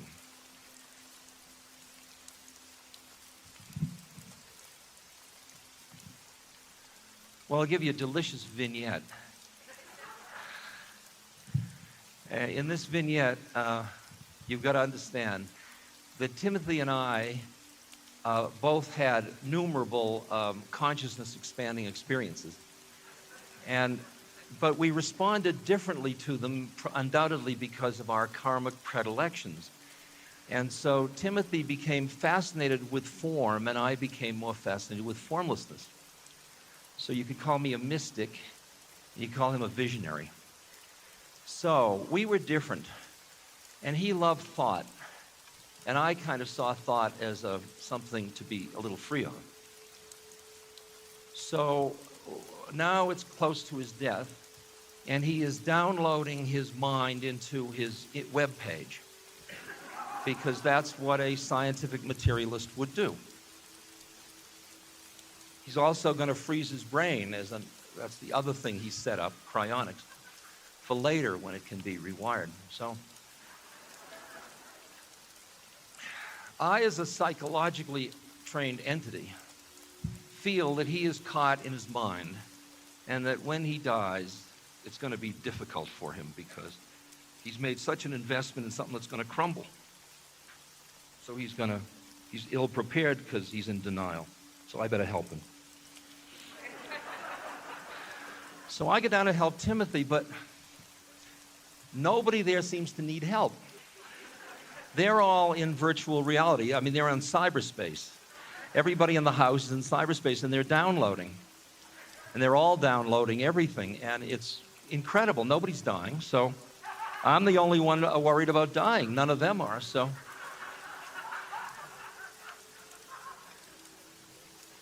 But I had my little suspicions. But he and I had this whole lifetime tension between these two views. So now he's dying. It's a few days before he's dying. He calls me around 11:30 at night. He says, "Richard, I think I'm losing my memory." Okay. So I said, "Yeah?" He said, he said, "Memory's just about everything." I said, "Yep." I knew he thought that. He said, "But he said, there's something more than memory." I thought, aha. It's like a deathbed confession, like, wow. So I said, "Yeah?" He said, "But I forgot."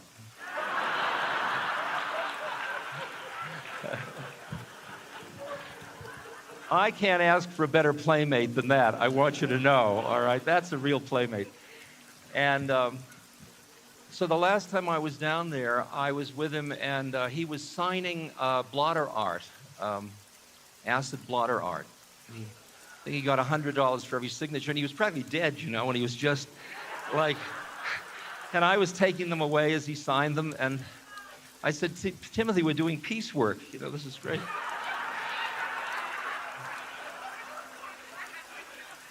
And I saw that he had this whole game around him, and I looked in his eyes, which he never did that much. I looked in his eyes, and who I saw looking back at me was so far behind all of his games. He was so somebody open to the mystery. So much, not even trapped in being the adventurer, which is a trap of mine. He was just, ready, there. And it completely, all the thing drained out of me, all my psycho-paranoia, you know, and I just felt absolutely go, friend, go. And there was one thing he did with his dying that I really want to applaud. He published daily his drug intake. And it was picked up by CNN and Newsweek. So it would say he had so much coffee, so many Dilaudid's, so many balloons of nitrous oxide, so many hash cookies, so many of scotch, and so on. And at first I thought, well, he's certainly being showy, you know. But then I saw that he was saying, when you tailor your own drug needs at the time of dying, the way he was choosing to do it was to stay as pain-free as he could, as alert as he could, and have as much fun as he could. See, now that third one, you see how hard that sells in this culture? Have fun dying? Don't be silly. That's obscene. Why? And I love the fact that he played that one out. I just think that's beautiful. It's just a statement, a social statement.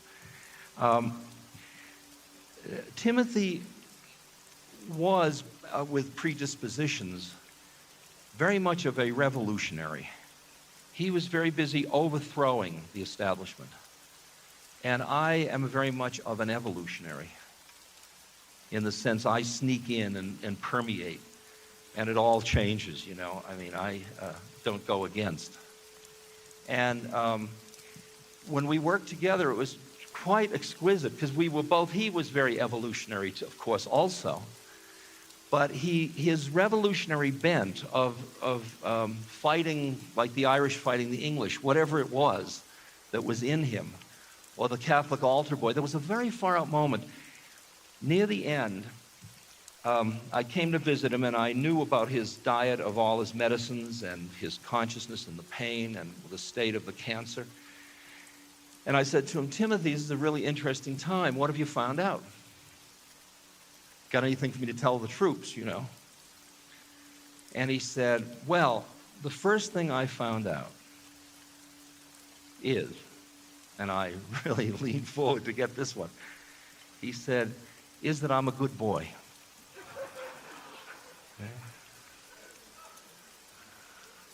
Isn't that tasty? I mean, that's all. I just want to share that. You know? That's a big one. Yeah. Let me just make sure I'm getting the round here. Yes, way back. Woman? Yes.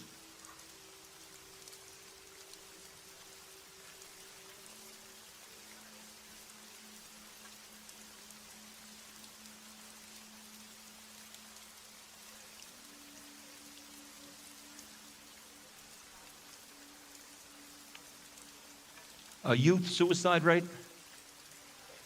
Yeah.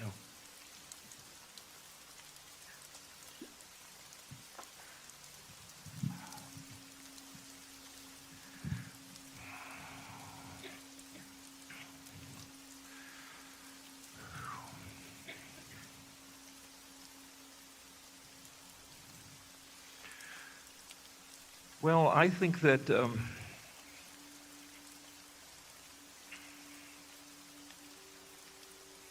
first of all, I think that death and sex are much closer together in cultural consciousness than they ever were before.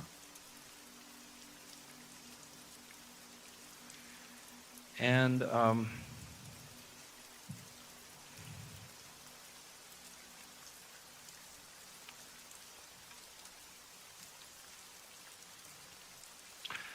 I think that kids feel often very, very cut off from the whole structure of the society in which they're living. Everybody, family, friends, everybody. And I think they're starving to death in their minds. And then they really want to escape that space. And because it's unbearable to be that cut off, to be that hungry. And most people either try to break their way out of it forward or make do with very little. But some people just say, I can't play. I can't stand it. I mean, it may well be that the person is a very evolved being and is just dropping their body. And it's not like they're dying it inappropriately, because since you don't know really what we're doing here, it's hard to figure out whether a child killing himself knows something you don't, or is making a terrible error. See, and it's very presumptuous in a way to act as if you do know when you don't know. I mean, sometimes I look at childhood deaths and I feel with the culture the pain of a young life not living out its dreams. But then a kind of little rascally part of my mind says, imagine we're all here in the 4th grade. We've all been born into the 4th grade, and somebody comes along and says, you're going on to the 5th grade early. And everybody in the 4th grade says, no, no, don't leave us. You're so young. And the other person's only going to the 5th grade. And I get a feeling at times that we are so enamored of where we think we are that we're not really, that it colors our judgment about how long people should live. I really have a sense that, and my guru said this at one point, nobody dies a minute too late or a minute too soon. Now I have to figure out why it could happen to that person at that moment. You know, or feel it and understand it in my heart. But not judge it. Not judge it. Yes?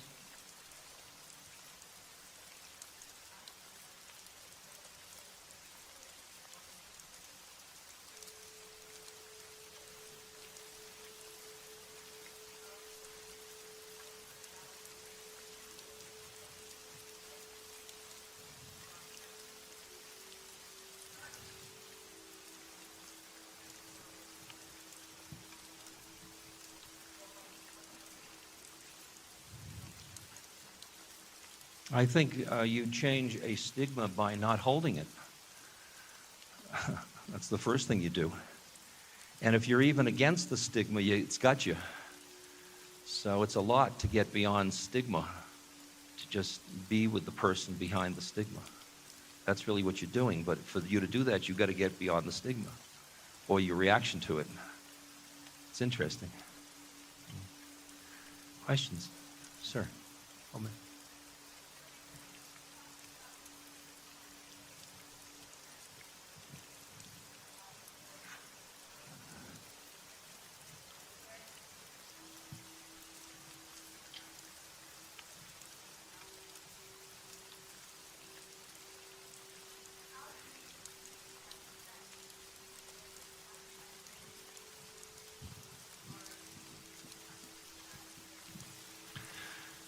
Aha. How do you keep your center when everybody around you is losing theirs or has lost theirs?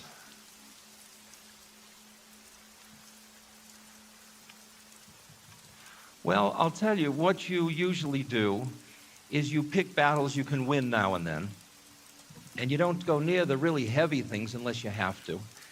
And if you have to go near them, you usually drown for a while, and then you sputter to life again and realize you've gotten caught in this stuff, and you just barely hold on, and then you start to get stronger again. That's usually what happens. once you understand what this process of this curriculum of awakening is about, then that situation is like Kali has come with her tongue dripping blood to purify you. And you'd say, oh, wow, instead of being surrounded by satsang or sangha, I'm surrounded by total illusion.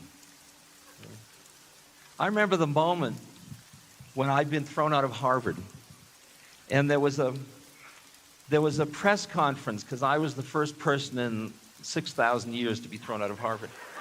And the press was surrounding me, the television, the radio, and they were all looking at me like I was a loser because I had taken on Harvard and lost.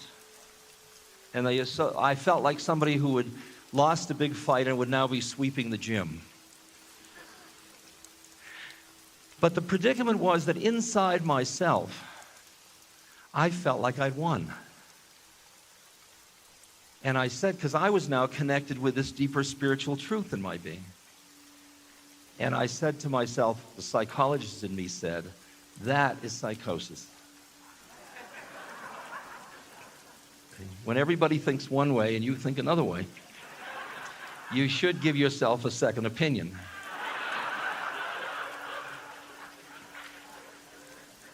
And I turned out to be right.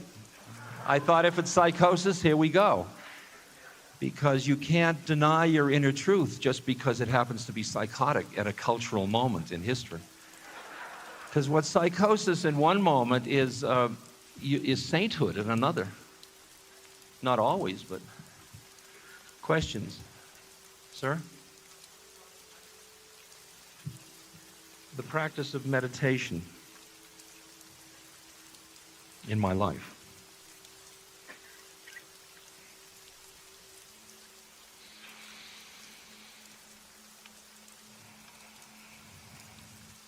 The more deeply I became involved in the journey of awakening, the more I began to see the predicament I was in relation to my own mind, and see that I was incredibly trapped in identification with my thoughts, my desires, my stuff. And it was in that appreciation that I first started to enter into meditation as a practice that promised that if I would use some discipline in undertaking it, it would help me extricate my awareness from identification with my thought. Not to deny the thought, but not to be trapped by it. Okay? So I went into, at that time, Theravadan Buddhism, Vipassana meditation. Very simple, following your breath, rising and falling, following your steps, lifting, pushing, putting place. And I developed some samadhi or concentration.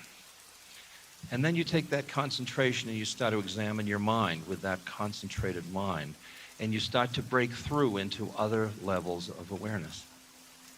And this just happens with discipline of pursuing one of these paths.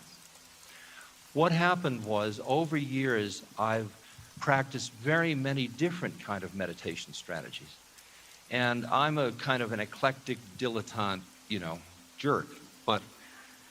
But what I found is that every one of them worked with another part of my being and helped me. I could see that each one started to have a payoff for me.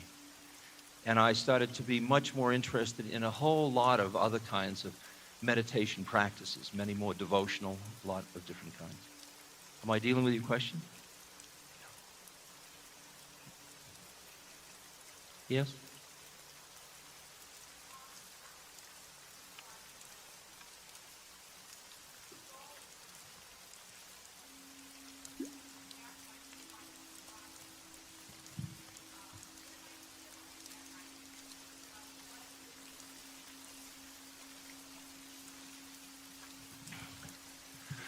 The soul is the ocean that thinks it's a soul.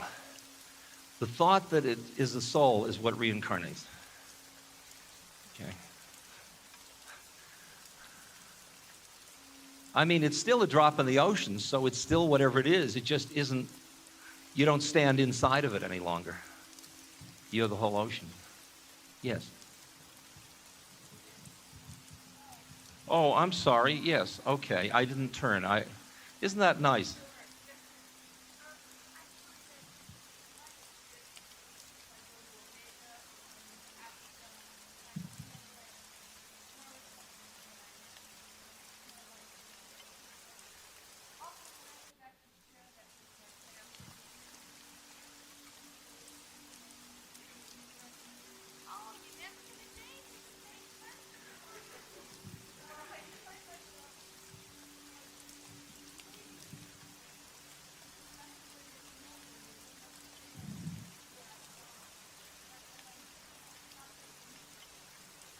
Well, who are the U-turns to?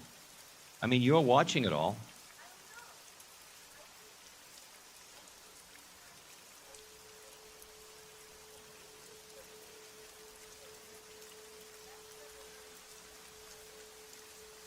But that's their problem. What are you upset about?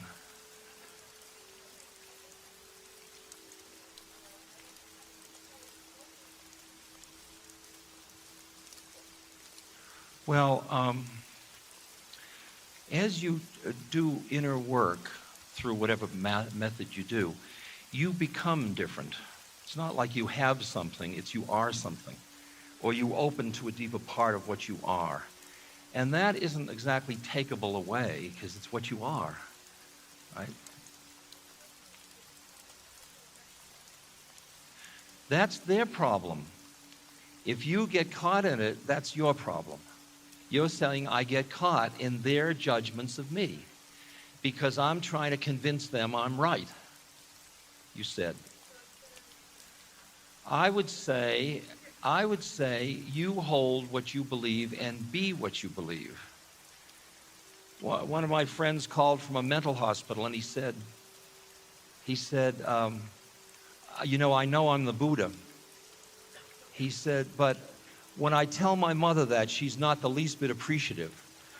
But he said, when I am the Buddha, she really likes it. Okay.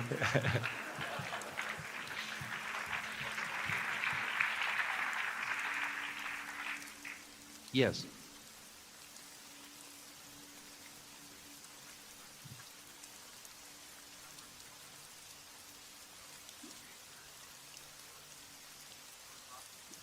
Yeah.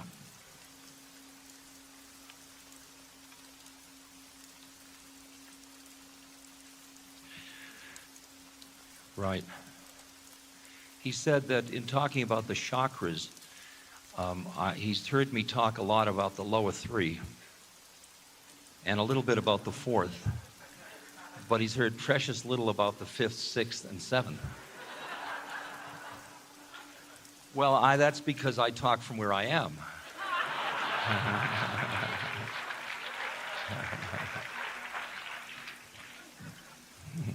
I've only heard tell about those other chakras. No, I'd say that my ability to do this is an example of fifth chakra, the gift of Saraswati. I would say that the wisdom you and I have when we transcend knowledge, the wisdom that we are, when you simplify and go in and into the place where you are connected with the universe, the wisdom you are.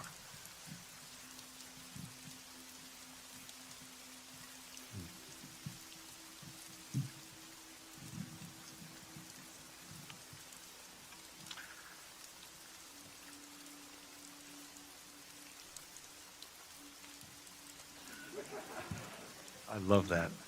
What happens is, I start to go, the wisdom you are. And it just takes me into the wisdom you are. And then I'm not the least bit interested in where I was a moment before. Now, it's interesting, when you're alone thinking, you don't mind doing that at all.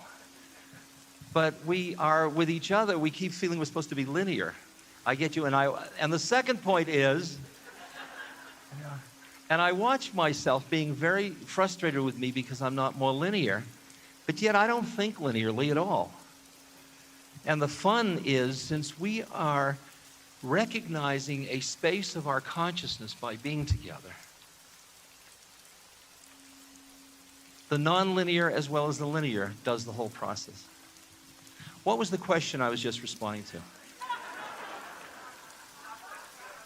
Huh? Aha, the chakras. The wisdom. And then this one is where you aren't. You disappear. You're the drop in the ocean. You're the ocean. You're beyond ocean. You're the thousand-petal lotus. Yeah. So I may drop up there for a second, but, you know, I hardly have time to see the view. I'm really quite content being in the fourth chakra, to tell you the truth. It's been a long, hard struggle to get there. But as you get older, it gets easier. Sweet as they may be, yes.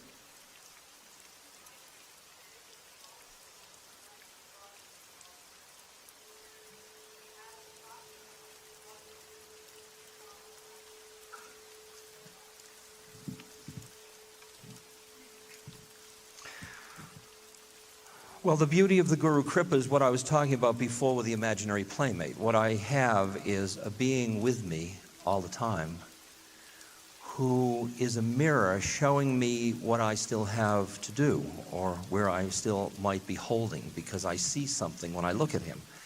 And as I get further along in my connection to him, it ceases to be relational anymore. It is more of where we share a presence together. It is not I have become him. I am far from becoming Maharaji.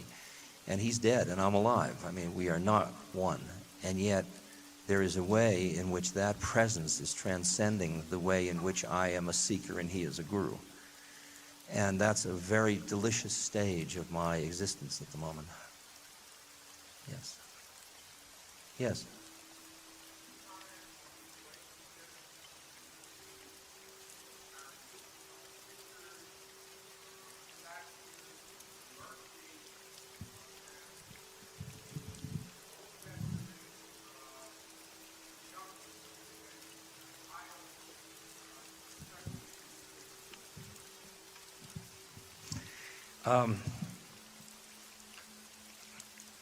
There was a moment in 1968 when I had been given the name Ramdas, which meant a name for Hanuman, the monkey god of Hinduism.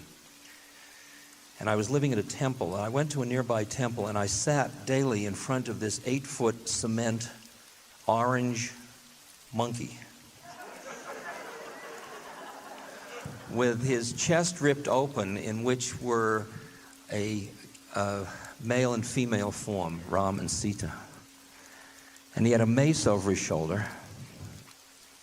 And I remember thinking about all of my colleagues back at Harvard and what they would think if they saw me there, let alone all my Jewish relatives, sitting in front of, worshipfully, a large orange cement monkey.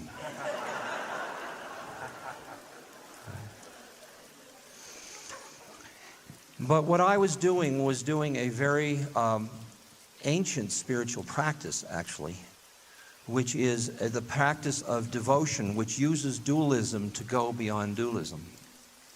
And so that you go into the essence of Hanuman, and then Hanuman is pointed towards Ram, and then you go through Ram, and then you go beyond. So I just see it as a method. I don't worship cement monkeys. I am using it as a method to get free, just in the same way as I would use the halakhic law to get free in Judaism. And I hear, like, I have a lot of difficulty in Judaism, for example, because there are ways in the halakhic law, for example, where it says if you don't have a vision, if you have a vision and that vision isn't the same vision that the great visionaries had, the prophets, and you articulate that vision, you are a false prophet. And I can't hear any instruction that tells me to invalidate my own intuitive sense of what is the closest to my truth. I really want to hold in the politics of consciousness, the freedom to trust that intuitive thing. So I have a hard time with things like that. So I play with it a lot. I mean, I play with all of these issues a lot. But I don't see, and that's why I'm like a Hindu Jew or something like that, you know. I can't really see how I can say one way up the mountain is the only way up the mountain. It doesn't feel that way. Am I dealing with your question or not? Okay. Yes.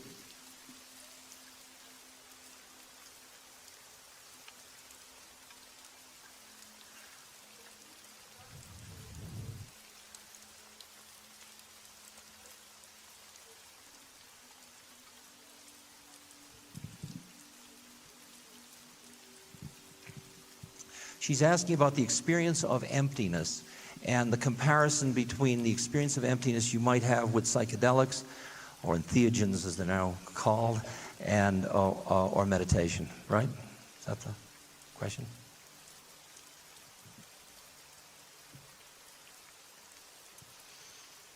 Well, I think the word emptiness is probably really not a good word to use, because it obviously isn't empty. That's the first reason why it's not a good word to use. I mean, it is full of everything, it just isn't manifest. So it's like the unmanifest. It's where it's all and everything and nothing at the same moment, because it hasn't taken form yet into something, and yet it is everything. So in a way, you would say that one of the ways of thinking about God is as that unmanifest everything or nothing. And for example, in meditation practice, you can go into nirvikalpa samadhi, formless emptiness, through bringing your concentration in so tight you can go between two thoughts. You go into the space between two thoughts, and there is no universe. And when you do that, you come into an experience in which, or see, there's where the words fall down, because it is not an experience. It is a moment in which experiencer and experience are no longer in a dualistic relationship to one another. So there is no experience, so there's nothing. But you are everything. That's what that emptiness is we're talking about. Okay. Is that coming through? And then the question of the difference between psychedelics and meditation in terms of that experience.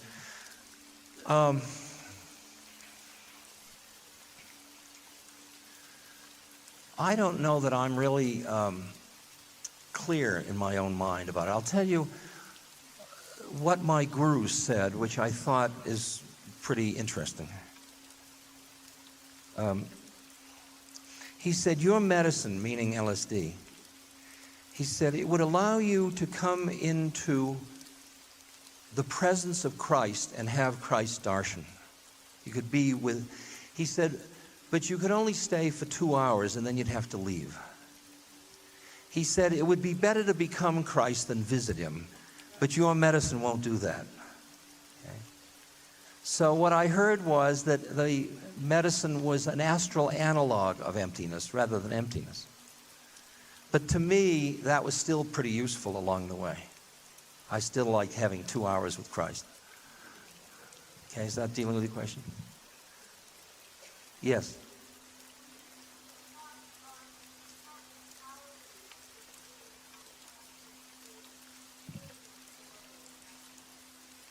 How psychology, how to work with psychologicals, huh?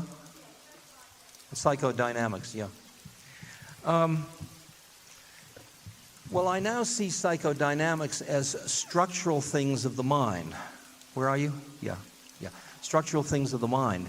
And it seems to me that to the extent you get a little leg up into some kind of mindful state or witness or some kind of spiritual consciousness, then you can see psychodynamics more comfortably because you're less identified with them, because your awareness has come up. Like somebody will come up and say, I'm depressed.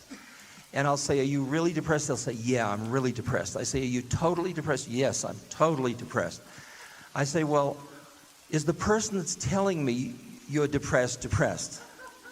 And they say, well, no, that person's just telling you. Aha, you see.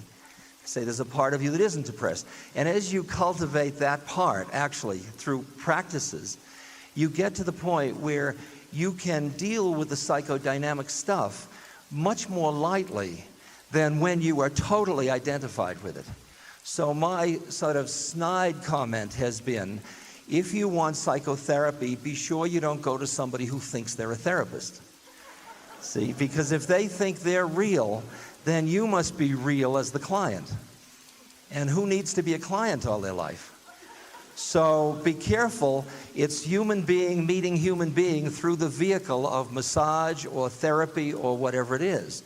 And if you aren't busy being a therapist, you see the other being as a soul who's got some psychodynamic stuff they're working out. It's like going in for fender and body repair on your old car, you know, something like that.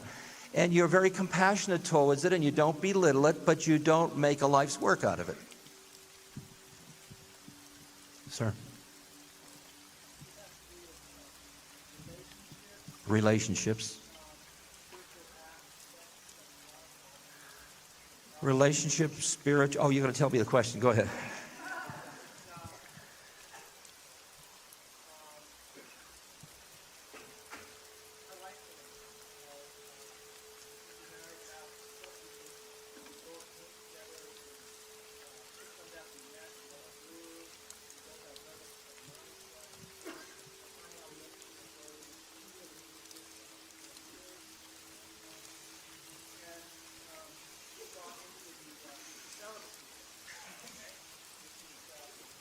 Yeah.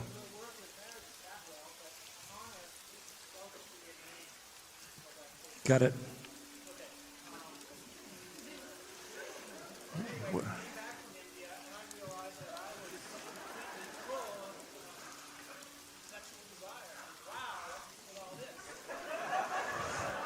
Another horny celibate, yes. Yeah.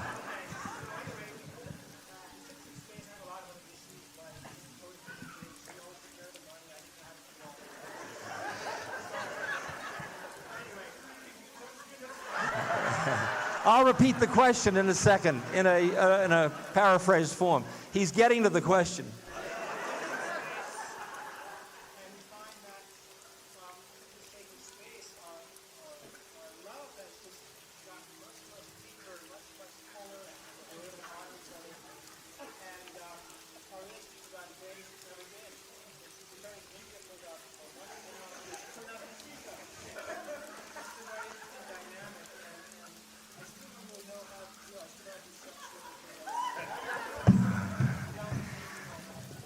Paraphrase the question. His wife, with whom he is very close, and they love each other deeply, she's going back to India, and he's horny.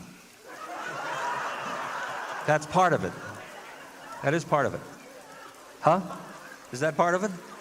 Yeah, that is part of it. Okay. I mean, now this is an interesting predicament. I mean, I hear it. There are a number of choices. We can ask Jocelyn Elders. What?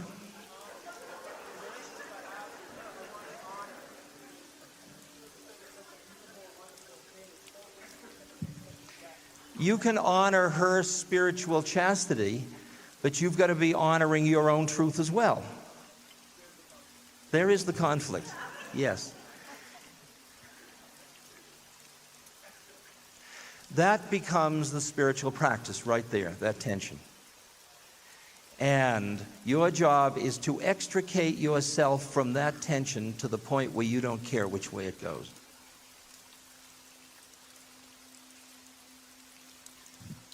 And that's using that as a yoga. Doesn't mean you still won't be horny, but you won't be busy being horny. Do you hear what I'm saying at all or not?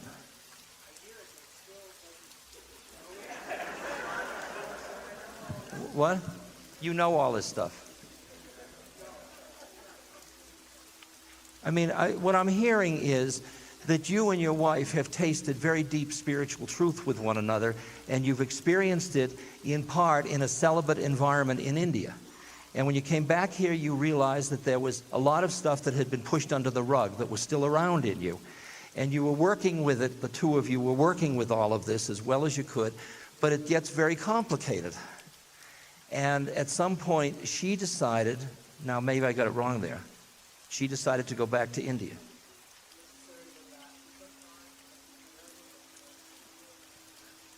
Okay, well,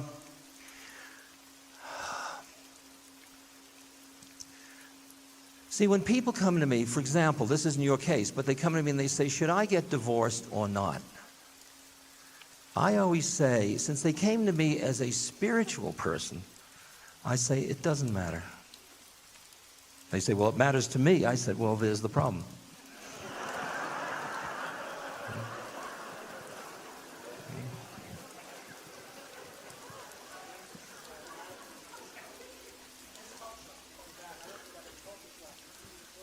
I'm sure you went through a culture shock. It's a very horny culture. There's a lot of stuff arousing prurient interest everywhere you look. You know, and if you're going to buy those mind states, you're going to go the trip. And that's the predicament. You come back into a culture and everybody's saying the same stuff, so you think that must be reality.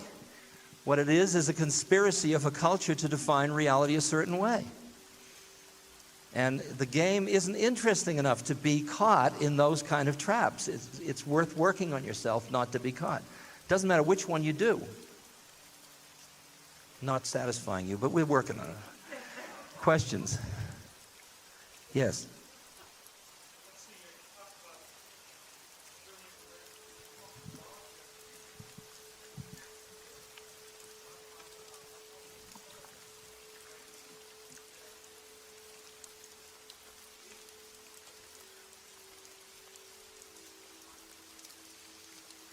No. No, the journey of awakening isn't choice, unfortunately. The question is the journey of awakening choice? I'd say no, it isn't. I would say that the journey of awakening is karma, and that that's law, and that it unfolds that you decide you're going to come here tonight. And it unfolds that from this, something shifts just a tiny bit, and then you decide you're going to do that, and then something else goes. And if you stood back far enough, you'd see the kind of lawful unfolding, including your mindset that said, I think I'll go, and here Ram does. So where was the choice? I mean, choice is only when you have awareness that's free. So the desire for freedom is still a programmed thing in you. You're still conditional. And you're working for an unconditional awareness. Did I deal with the question, or do you want to say it again? Hello? What?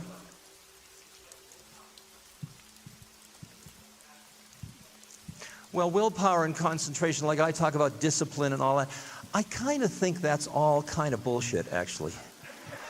I really think it's this horrible, this thing, we got to get behind ourselves and push, or we'll, it's an old Freudian thing that if you don't have the superego, the id's going to take over and destroy everything. And I just don't buy that trip about human beings. I really don't. I'd rather say to somebody, lazy, be lazy, and then see what happens. When you need to go to the toilet, you're not lazy. See? And why shouldn't life be like going to a toilet? I mean, why shouldn't it come out of that place? What is all this fraudulence? Like we've got to convince ourselves that we need to go to the toilet. Yes.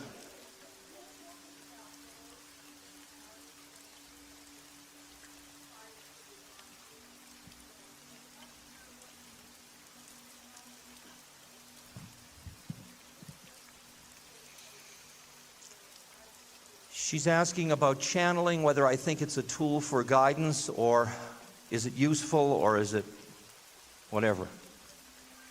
I wrote a preface for the books of Emmanuel, which are books about a disembodied being that speaks through a woman named Pat Rodegast, who he doesn't possess her, he just talks to her, whatever that's called. And I realized over the years that there had been many times when I had been talked to about various beings from other places sending messages. And as I looked over those messages, I realized that all beings that didn't have bodies weren't bright. see, that there were a lot of schlock astral beings who were losing when they were alive and then say, well, I'll send back messages, and send back losing messages now too, see? So I realized that you just couldn't, just because somebody was was disembodied didn't mean you should elevate them. They should still have the same criteria you'd impose for anybody else. Does it intuitively feel right? Does it fit in with my life? And what I've come to, and I said in that preface, was I have no idea whether Pat Rodegast, through whom Emmanuel comes, is just a vertical schizophrenic that has no knowledge of this other being at all as herself, or whether Emmanuel is galumphing through the astral something, having pity upon these slobs down there and sending the, like, I said to him, Emmanuel, I like him because he's got a sense of humor. I said, Emmanuel, what should I tell people about dying, since I talk to people about dying all the time? He said, Ram Dass, tell them it's absolutely safe.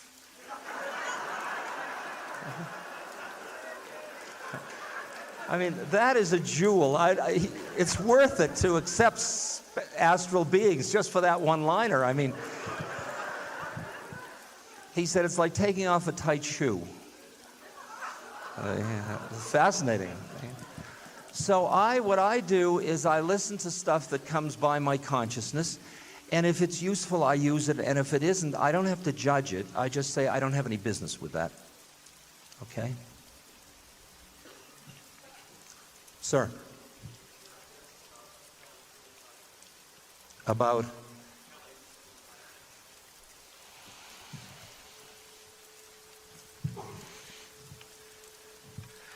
Well, Kelly was a quadriplegic that I knew for many years, and many of us did and loved and treasured very much. He became quadriplegic when he was before puberty, and I knew him at around 28 or 30 or something like that. And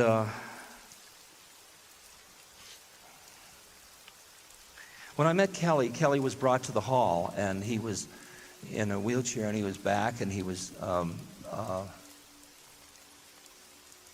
and he had a little box in front of him, and so I went over and I knelt down in front of him, and my reaction to how deeply incapacitated he was very, very powerful.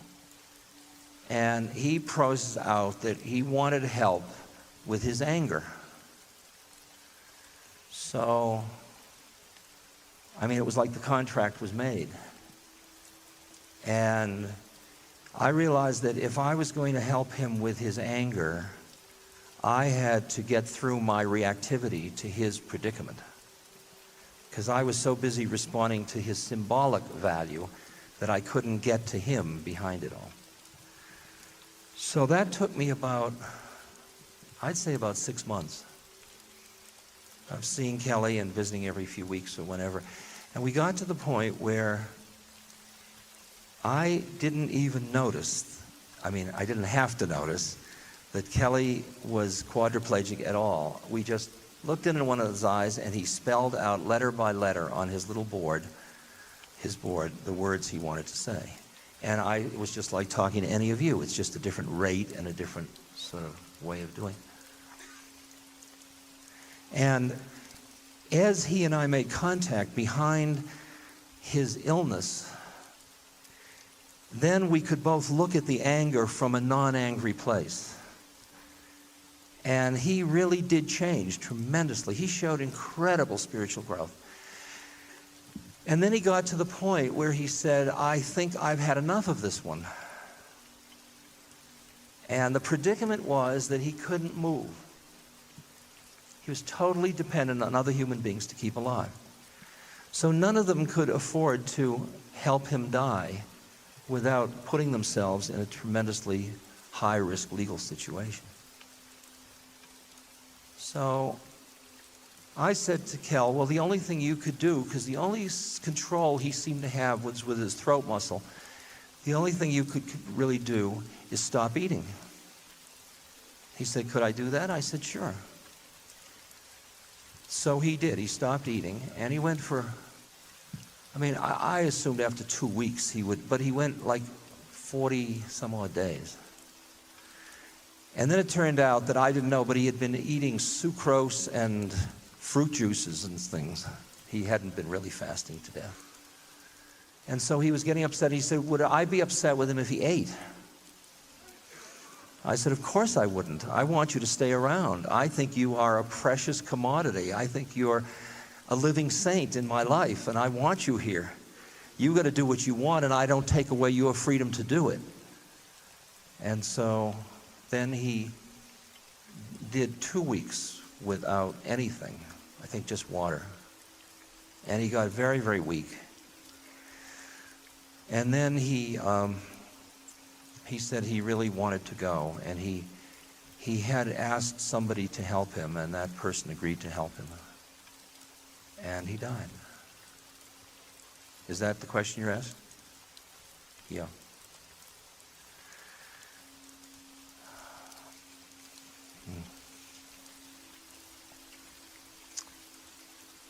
We should stop shortly. Yes. Fear. And getting past fear.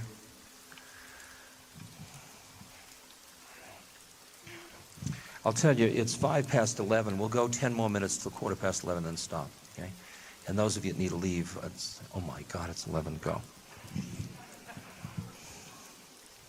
Don't be afraid.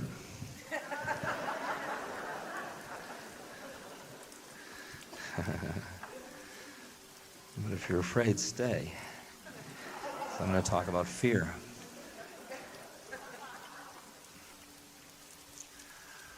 The root, let's just go back to the beginnings. The root of fear is ignorance. The ignorance is that you are a separate entity. As long as you identify with your separateness, there will be fear. As long as you extricate yourself from that identification, you will enter a part of your being which has nothing to be afraid of. The separate entity has a lot to be afraid of because it's going to cease to exist in practically no time. And it's also going to go through all its stuff. So there is fear in separateness. And as you awaken from that and balance it, that you are separate and you are not separate, that part of you that is not separate is not in fear. And that is the part that balances and makes you able to be with the fear without making believe it doesn't exist or without being taken over by it. So that you can be, it doesn't mean fear goes away. You may still feel the fear, but the other part of your consciousness will be able to say, fear. So instead of I'm afraid, it's more like I'm afraid is one level and there's fear is another level. And as you keep cultivating that other part of your consciousness, at least it does for me, I find that the fears just don't have the seduction anymore. That there's a part of me that sees the fear as just my mind grabbed hold again, let go. Am I dealing with your question? Sort of. Yes. How about judgment?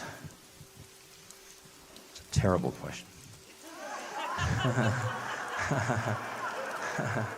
How about judgment? What I have found is that I was a very, very judging person. It's interesting, I noticed that when I go out in the woods and I look at aspens and I look at oak and I look at pinyon, I don't sit around judging them. I just appreciate them. But the minute I come near humans, see, I mean, I can even do, with cats, I can even appreciate different cats, but in humans, I go into a judging mode. And I think that has to do with my fear, my own fears as a separate entity, you know, and I'm positioning myself in a comfortable way by making myself the judge. And I would say that every time I find myself judging now, I use it as a technique by saying, take the thing you were judging and turn it into appreciation. Okay? Just appreciate how it is. Like when you meet the worst slimy thief, enjoy the essence of slimy thiefness at the same moment as you're saying, I won't have anything more to do with that guy. A person, could be a woman. Okay, am I dealing with the question? It's flip it around. And I do, I intentionally flip it. Because I feel when I get into my judging mind, I get extremely curmudgeon-y. And I don't even like me at all. It's no fun to be a judge. Yes?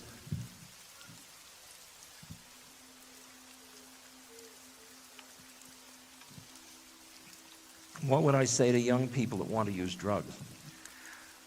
Well, I'll tell you, that's a hard one in this culture at this moment.